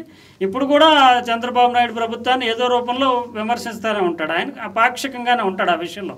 ఆయన క్లెయిమ్ చేసుకోవచ్చు ఎటువంటి కాదు, నేను వైసీపీ కాదు అదే, కనుక ఆ పాక్షికంగా ఉంటాడు. అది ఓకే. అదేమైనా ఆయన మేధావిని ఎవరు కాదంటారు. ఆయన తెలివితేటలు కానీ, ఆయనకున్న రాజకీయ అనుభవం, ఆయన ఉపన్యాసాలు, ఆయన రాజీవ్ గాంధీ టైం నుంచి చూస్తే కనుక రాజమండ్రి నగరానికి కానీ ఆంధ్రప్రదేశ్ కానీ ఆయన మేధాశక్తి ఏమాత్రం ఉపయోగపడకుండా, ఒక రకంగా చెప్పాలంటే అవుట్డేటెడ్ ఇష్యూస్, అసలు ప్రజలతోటి కానీ ప్రజలు ఆలోచించిన ఇష్యూస్ కానీ పట్టుకుని ఆంధ్రప్రదేశ్ పునర్విభజన, ఆంధ్రప్రదేశ్ విభజన చట్టం, దాని మీద సుప్రీంకోర్టులో ఇప్పటికీ పోరాడుతూ ఉంటాడు.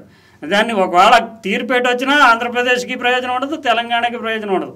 ఆ పోరాటం నిరంతరం దాని మీద ప్రెస్ మీట్ పెట్టడం, ఇంకా నేను పోరాటం చేస్తున్నాను, ఆంధ్రప్రదేశ్ విభజన అంటాడు. మార్గదర్శిలో 60 లక్షల మంది అంతమంది సభ్యులు ఉన్నారు. వాళ్ళు ఎవరు కూడా మార్గదర్శి వ్యతిరేకంగా ఒక కంప్లైంట్ చేయలేదు. అందరం మా డబ్బులు మాకు వస్తున్నాయి అంటున్నారు.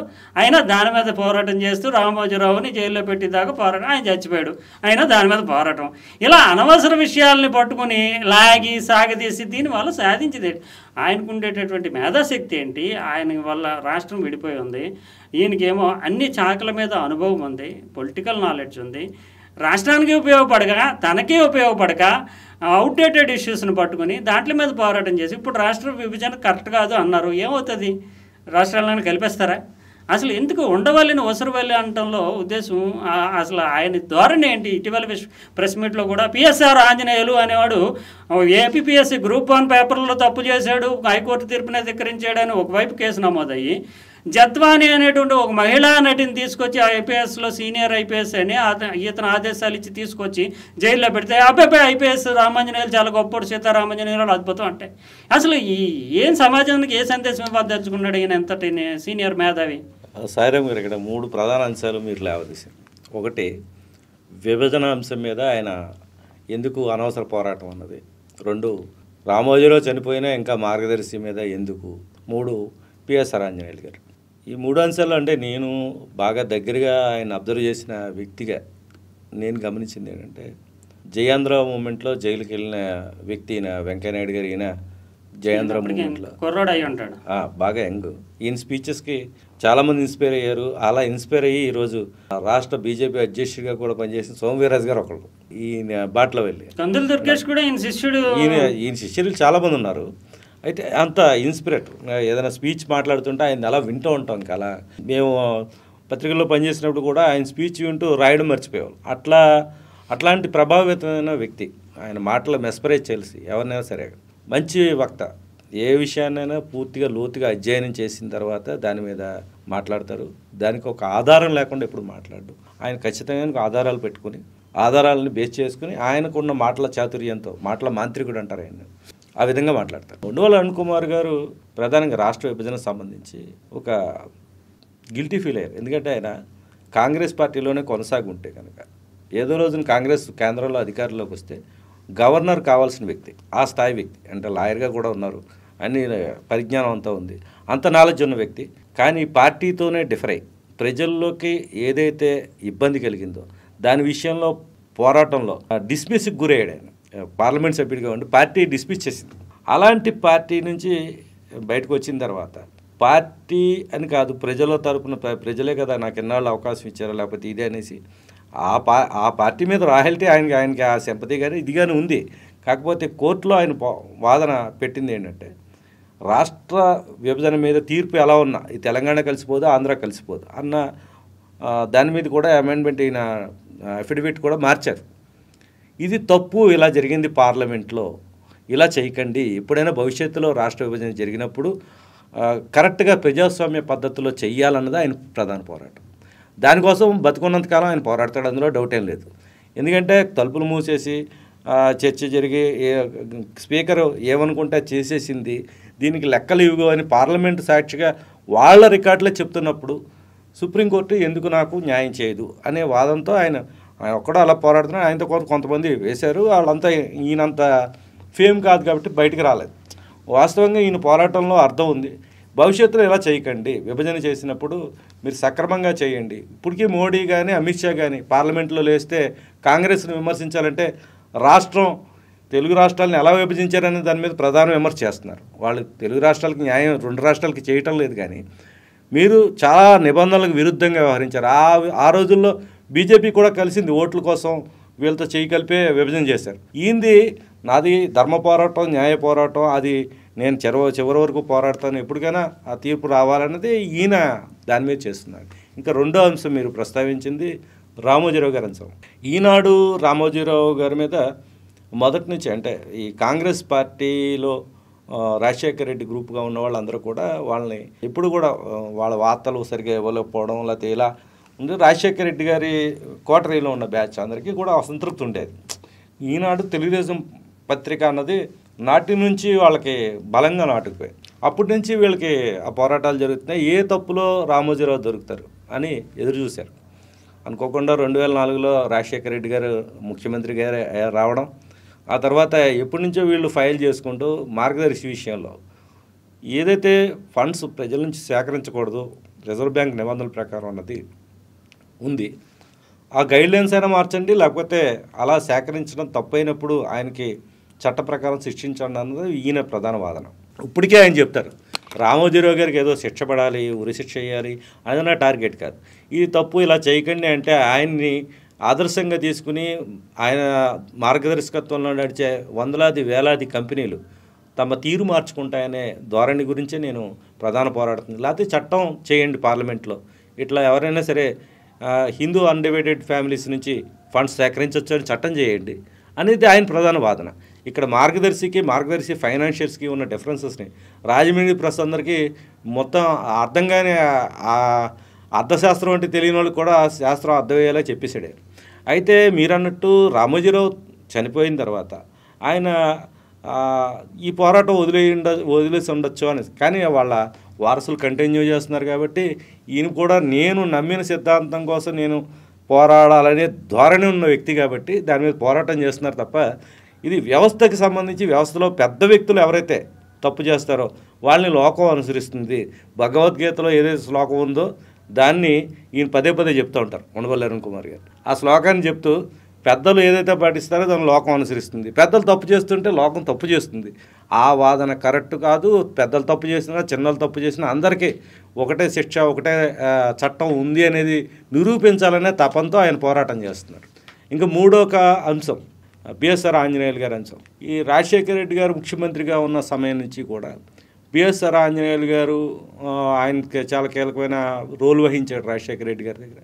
రాజశేఖర రెడ్డి గారు కోటరీలో ఉండవల్లి అరుణ్ కుమార్ గారు చాలా కీలకమైన, అక్కడ వాళ్ళిద్దరికి సన్నిహిత సంబంధాలు ఏర్పడటం, తర్వాత సేమ్ కమ్యూనిటీ కావడంతో బంధుత్వాలు కూడా దూరపు చుట్టాలుగా కూడా ఉండొచ్చు.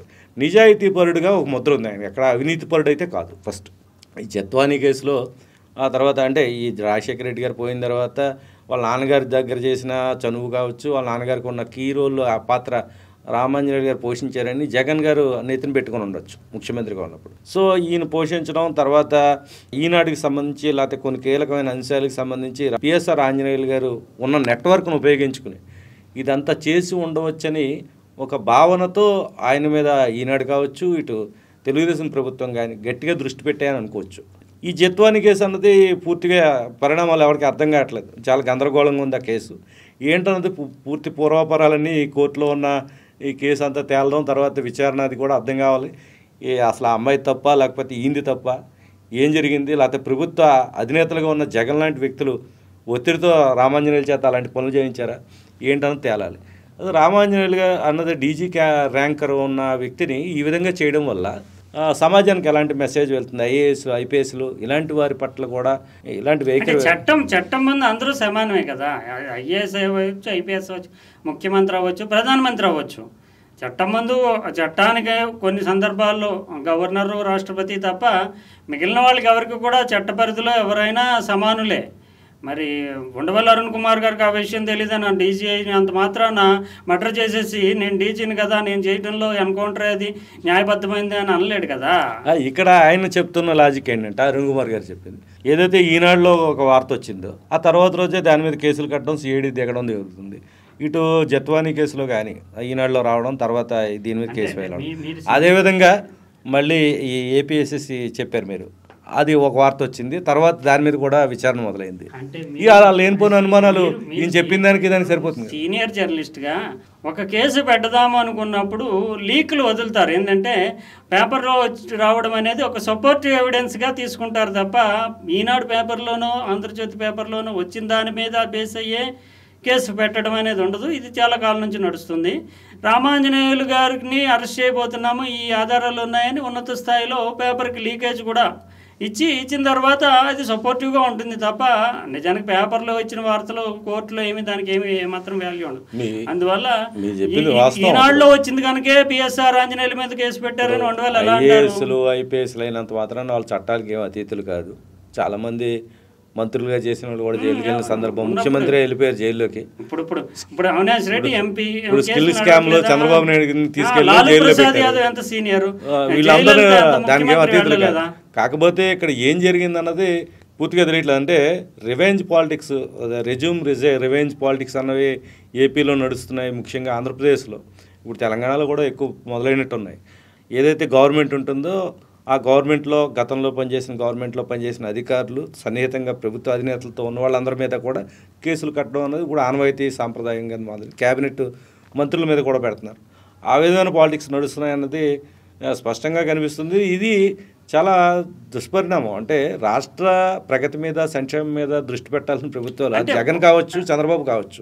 ఉండవల్లి వాయిస్ని ఎలా చూస్తారంటే ఇంటలెక్చువల్స్, మిడిల్ క్లాసు, మధ్యతరగతి వర్గాలు, పర్టికులర్లీ అక్షరాస్యత శాతం, ఆలోచన శక్తి ఉన్నటువంటి వర్గాలు, ఇన్ఫ్లుయెన్సర్ వర్గాలు కూడా ఆయన ఎలా చూస్తాయంటే ఆయన చెప్పింది ఏదన్నా సరే సాధికారికంగా ఉంటుందని, ఆయన మాటని పరిగణనలోకి తీసుకోవచ్చు అనే స్థాయిలో చూస్తారు.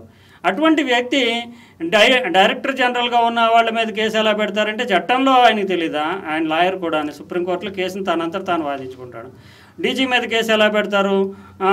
ఈ రకమైనటువంటి వాదనను ముందు పెట్టడం ద్వారా ఆయన స్టాండర్డ్, ఉండవల్లి నుంచి ఆశించే స్టాండర్డ్ పడిపోవట్లేదా? అందులో ఆయనకి చాలా కీలకమైన సెక్షన్స్ చెప్పారు. అంటే కొన్ని రకాల సెక్షన్స్ పెట్టుకోవచ్చు, కొన్ని తీవ్ర డ్రగ్స్ సంబంధించి లేకపోతే ఇలాంటి కొన్ని అభియోగాలతో కూడిన సెక్షన్స్ పెట్టడం అనేది గౌరవం అంటున్నాడు.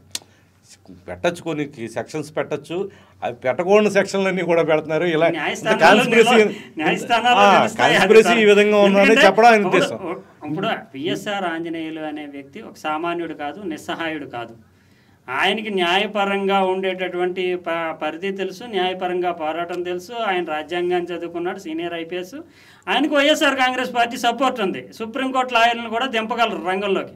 అందువల్ల ఒక నిస్సహాయమైనటువంటి వ్యక్తి మీద ఏదో చట్టం పెట్టి వేధించేస్తున్నారని అనలేము. ఎందుకంటే పిఎస్ఆర్ అయినా, జగన్మోహన్ రెడ్డి అయినా, చంద్రబాబు నాయుడు అయినా వీళ్ళ మీద కేసులు పెట్టినంత మాత్రాన ఏమైపోద్ది, వాళ్ళు న్యాయ పోరాటం చేయగలరు, జీవితకాలం సాగుతూ ఉంటాయి. అందువల్ల పిఎస్ఆర్ అనేవాడు ఒక అమాయకమైనటువంటి నిస్సహాయుడైనటువంటి న్యాయ సహాయం పొందలేనటువంటి వ్యక్తి ఏం కాదు కదా. ఉండవల్లి అంటే వకాల్తా పుచ్చుకుని పిఎస్ఆర్ తరపున వాదించాల్సినంత ఆ విషయం ప్రస్తావిస్తే గతంలో ఏబి వెంకటేశ్వరరావు విషయంలో ఆయన అసహాయుడేం కదా, ఆయన జగన్ ప్రభుత్వం వేధింపులకు దిగింది, తను చేశాడు. ఆ పార్టీ పత్రికలు, ఆ పార్టీ సానుభూతి పరులు అందరూ అతనికి సపోర్ట్ వచ్చారు. ఉండవల్లి ఇప్పుడు తెలుగుదేశం పార్టీని, ఇతరులని, ఉండవల్లిని ఇప్పుడు మనం చూసేది ఏంటంటే ఉండవల్లి అరుణ్ కుమార్, జయప్రకాష్ నారాయణ ఇలాంటి వాళ్ళు వాయిస్కి ఉండేటటువంటి సమాజంలో మామూలు సామాన్య వర్గాల్లో క్రెడిబిలిటీ. వీళ్ళు ఏం చెప్పినా దాంట్లో ఏదో హేతుబద్ధత ఉంటుంది, రేషనాలిటీ ఉంటుంది, న్యాయం ఉంటుంది అనేది మనం ఏం చెప్పలేము. న్యాయం అనేది న్యాయస్థానాలు తేల్చాలి, హేతుబద్ధత ఉంటుంది అనేటటువంటి ఆ రేషనాలిటీని కోల్పోయి ఒక వ్యక్తిని నీకు సన్నిహితుడనో, వైఎస్ రాజశేఖర రెడ్డితోటి కలిసి పనిచేసిన వ్యక్తినో అని చెప్పి ఆ కేసు పూర్వాపరాలు, అతను చేసినటువంటి ఉదంతాలు వీటన్నిటి మీద ఇన్డెప్త్ ఏమి వెళ్లకుండా ఉండవల్లి ఒక సర్టిఫికేట్ ఇచ్చేసి పిఎస్ఆర్ ఆంజనేయులను అరెస్ట్ చేయడం అనేది తప్పు, ప్రభుత్వం కక్ష సాధింపు. మిగతా వాళ్ళు కేసులు ఏమన్నా పిఎస్ఆర్ ఆంజనేయులు ఒక సామాన్యుడి మీద ఎవరి మీద కేసు పెడితే ఉండవల్లి వచ్చి బయటికి చెబితే ఆ సామాన్యుడు తన వాదన తాను సమర్థంగా చెప్పుకోలేడు కనుక ఉండవల్లి చెప్పాడు కనుక ప్రజలు నమ్ముతారు. పిఎస్ఆర్ ఆంజనేయులు వాదన చెప్పడానికి చాలామంది ఉన్నారు. వైఎస్ఆర్సీపీ పార్టీ ఉంది, పెద్ద పెద్ద సీనియర్ న్యాయవాదులు ఉన్నారు, వీళ్ళంతా ఉన్నారు. ఉండవల్లి ఎందుకు అంటే రాజకీయంగా ఆయనతో సన్నిహితంగా గత 20-25 ఏళ్ళ నుంచి ట్రావెల్ చేసిన వ్యక్తి కొంచెం కష్టాల్లో ఉన్నప్పుడు మాట్లాడడంలో తప్పేం లేదు. కానీ ఆయన వాదన కూడా కొన్ని సెక్షన్స్ అప్లై కావు, ఎందుకు పెట్టడం అన్నది ఇది. తర్వాత చంద్రబాబు నాయుడు గారు, ఉండవల్లి అరుణ్ కుమార్ గారు రాష్ట్ర విభజనకు సంబంధించి కూడా ఇద్దరు కూర్చొని మాట్లాడుకున్న సందర్భం కూడా ఉంది.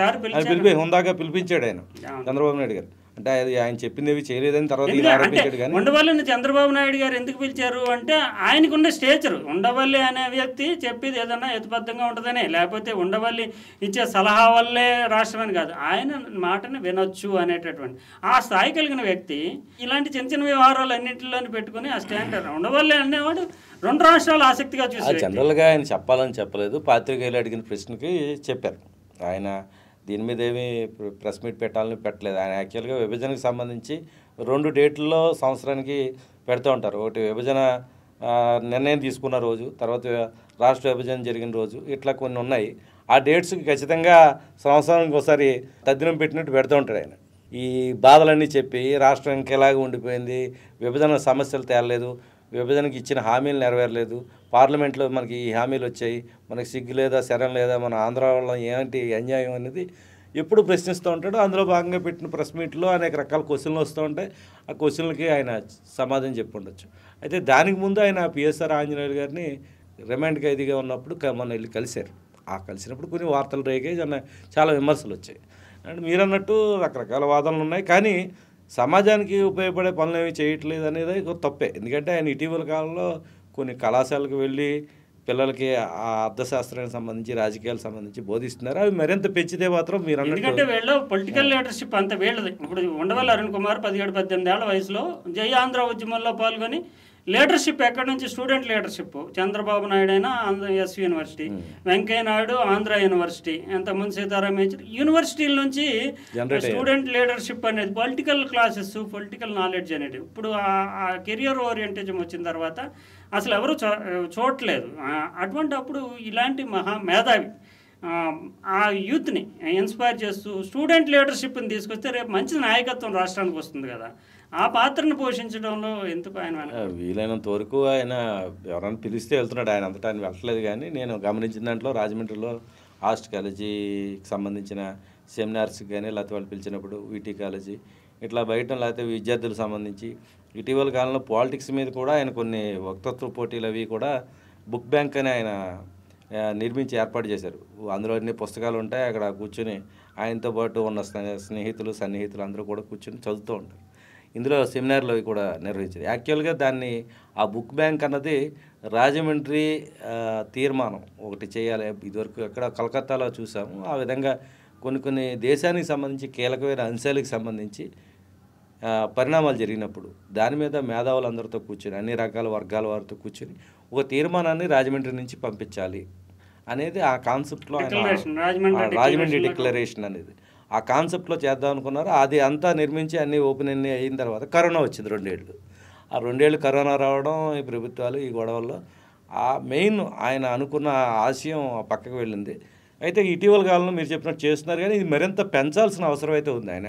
ఎందుకంటే ఆయన అపారమైన విజ్ఞానం, అపారమైన రాజకీయ అనుభవం ఇవి వృధా కాకూడదు. రాజమండ్రి నుంచి ఆయన చూసి అనేక మంది ఇన్స్పైర్ అయ్యారు. డబ్బులు లేకుండా కూడా రాజకీయాల్లో ఎంతో ఉన్నత స్థాయికి వెళ్ళిన వాళ్ళు ఉన్నారు. మెయిన్ ఈయన కూడా ఏ విధమైన సొమ్ము ఖర్చు పెట్టకుండా 10 ఏళ్ల పాటు పార్లమెంటేరియన్గా, తర్వాత దేశంలో చాలా కీలకమైన పోస్టులు సోనియా గాంధీకి, రాహుల్ గాంధీకి ట్రాన్స్లేటర్గా, రాజీవ్ గాంధీ ట్రాన్స్లేటర్గా ఎంతో ప్రాధాన్యత కలిగిన వ్యక్తిగా ఎమర్జ్ అయ్యాడు. యాక్చువల్గా అలాంటి స్ట్రేచర్ ఉన్న లీడరు గతంలో మనం చూసుకుంటే రాజమండ్రి నుంచి టంగుటూరు ప్రకాశం పంతులు ఇట్లాంటి వాళ్ళందరూ వచ్చారు. మనకి కందుకూరు వీరేశలింగం గారు ఈయన రాజకీయాల్లో లేకపోయినా ఒక సంఘ సంస్కర్తగా ఒక ఐకాన్గా రాజమండ్రికి ఉన్నారు. వీళ్ళు రాజమండ్రిలో రాజకీయ చైతన్యానికి, రాజమండ్రి సంస్కరణలకి వేదికగా వీళ్ళందరినీ చెప్పుకోవచ్చు. గోదావరి తీరం అంటే రాజకీయ చైతన్యం ఉప్పొంగుతుంది. కళలకే కాదు అన్ని రకాల ఇది చేస్తారన్నది రాజమండ్రి నుంచి. ఈ రోజుకి కూడా రాష్ట్రానికి రాజధాని అమరావతి అయినప్పటికీ రాజమండ్రి కేంద్రంగానే సోమవీర్రాజు రాష్ట్ర అధ్యక్షుడు చేశారు. గతంలో ఉండవల్లి అరుణ్ కుమార్ గారు రాజశేఖర రెడ్డి గారికి తలలో నాలుగు ఉండేవారు, జక్కంపూడి రామ్మోహన్ రావు, ఇట్లా బుచ్చయ్య చౌదరి తెలుగుదేశం పార్టీలో, వీళ్ళందరూ కూడా ఇప్పుడు పురంధరేశ్వరి కొత్తగా వచ్చారు. వీళ్ళందరూ రాష్ట్ర రాజకీయాలను ప్రభావితం చేసే వ్యక్తులు రాజమండ్రిలో ఉన్నారు. ఈ మధ్యకాలంలో కందులు దుర్గేష్ గారు కూడా టూరిజం మినిస్టర్ అయ్యారు. చూసుకుంటే కానీ ఇటీవల మన తూర్పుగోదావరి జిల్లా నుంచి మొన్నటి ఎన్నికల తర్వాత పిఠాపురం నుంచి పవన్ కళ్యాణ్ గారు డిప్యూటీ సీఎం. రాష్ట్ర రాజకీయాలను ప్రభావితం చేసే ప్రాంతం అయిపోయింది తూర్పుగోదావరి జిల్లా. సో కీ రోల్ ఇది. మీరంటే ఖచ్చితంగా ఆయన భావితరాలకి మార్గనిర్దేశకత్వం చేసేందుకు ఎక్కువ సమయం కేటాయించాలి. రాజమండ్రి డిక్లరేషన్ అనే ఆశయం ఏదైతే ఉండవల్లి పెట్టుకున్నారో దాన్ని నెరవేర్చడానికి ఆయన ముందుకు రావాలి. మొన్న కూడా మన ప్రెస్ మీట్లో చాలా కీలక విషయాలు మాట్లాడారు. మత విద్వేషాలు అవి రెచ్చగొట్టకండి, ముస్లిమ్స్ ఈ దేశంలో ఉన్న ముస్లిమ్స్ మనవాళ్లే, పాకిస్తాన్ ముస్లింలు తప్ప అని ఇట్లాంటి కొన్ని చెప్పారు. ఇలాంటి కీలక విషయాలు చెప్పాలి. ఆ చరిత్ర కూడా చెప్పారు ఆయన.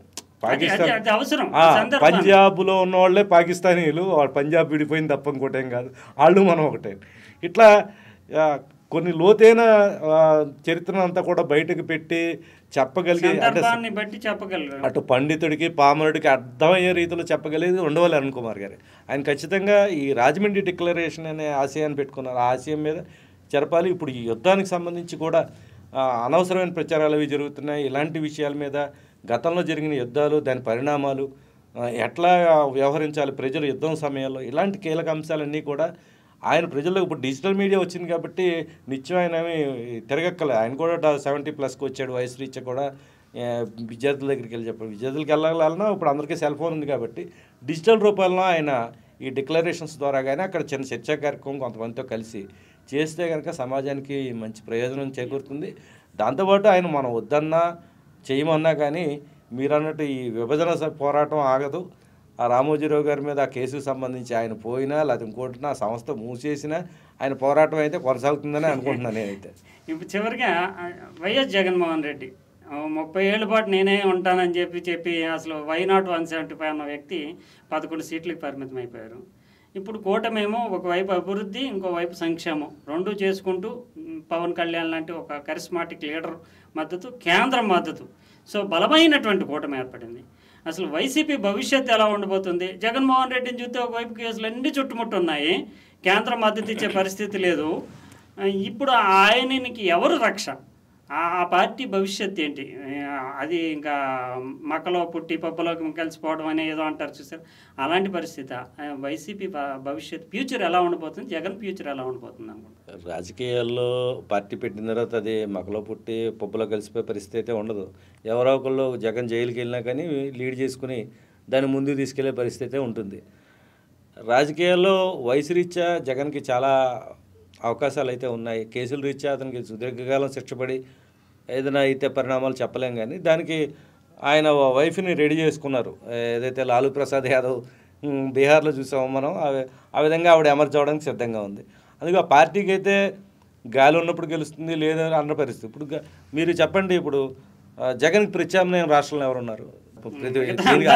అధికార పార్టీకి ఇప్పుడున్న అధికార పార్టీ కూటమికి ప్రత్యామ్నాయం ఎవరు ఉన్నారు? ఇంకా లేదు. అధికార పార్టీ మీద వ్యతిరేకత ఏర్పడితే దానికి అనుకూలంగా ప్రతిపక్షం మార్చుకునే అవకాశం ఓన్లీ జగన్ పార్టీకే కనిపిస్తుంది. ఖచ్చితంగా ఇవాళ కాకపోతే రేపు ఇంకో 5 ఏళ్ళు కూడా తెలుగుదేశం పార్టీ కూటమి గెలిచే పరిస్థితి ఉంటే కనుక 10 ఏళ్ళ తర్వాత అయినా ఇచ్చేస్తారు. పవన్ కళ్యాణ్ గారు కూడా మీకు గమనించండి, 25 ఏళ్ళు మనం రాజకీయం చేయడానికి వచ్చామని. తాత్కాలికంగా 5 ఏళ్ళు రాజకీయం చేయడానికి ఎవరు రారు. సుదీర్ఘ రాజకీయాలు ఉంటే రాజకీయాల్లో ఎప్పుడు కూడా శాశ్వతంగా ఎవరు ఉండరు, అలాగే శాశ్వతంగా ఎవరు కిందే ఉండరు. అయితే కమ్యూనిస్టులు ఇలాంటి వాళ్ళు మనం చెప్పలేం. ఇప్పుడు అలా కాంగ్రెస్ కూడా ఇలాంటి పరిస్థితికి వచ్చేస్తుంది ఆంధ్రప్రదేశ్లో అన్నది మనం అనుకోలేదు. కానీ ఈ ప్రధాన పార్టీగా జగన్ పార్టీ ఉండడం వల్ల ఇది రాబోయే రోజుల్లో కూడా వచ్చే 2029లో జగన్కి అధికారం వచ్చినా లేకపోయినా ప్రధానమైన రోల్ అయితే ఉంటుంది ఖచ్చితంగా. అదేవిధంగా కాంగ్రెస్ పార్టీ కేంద్రంలో కనుక అధికారం సాధిస్తే కనుక ఏపీ రాజకీయాల్లో పెను మార్పులు సంభవించే పరిస్థితి అయితే ఉంటుంది. థ్యాంక్ యూ ఫర్ యువర్ విలువైనటువంటి సమాచారం. ఆంధ్రప్రదేశ్కి సంబంధించినటువంటి సమగ్ర రాజకీయ ముఖ చిత్రాన్ని అందించిన రామనారాయణ గారికి 3TV తరపున కృతజ్ఞతలు.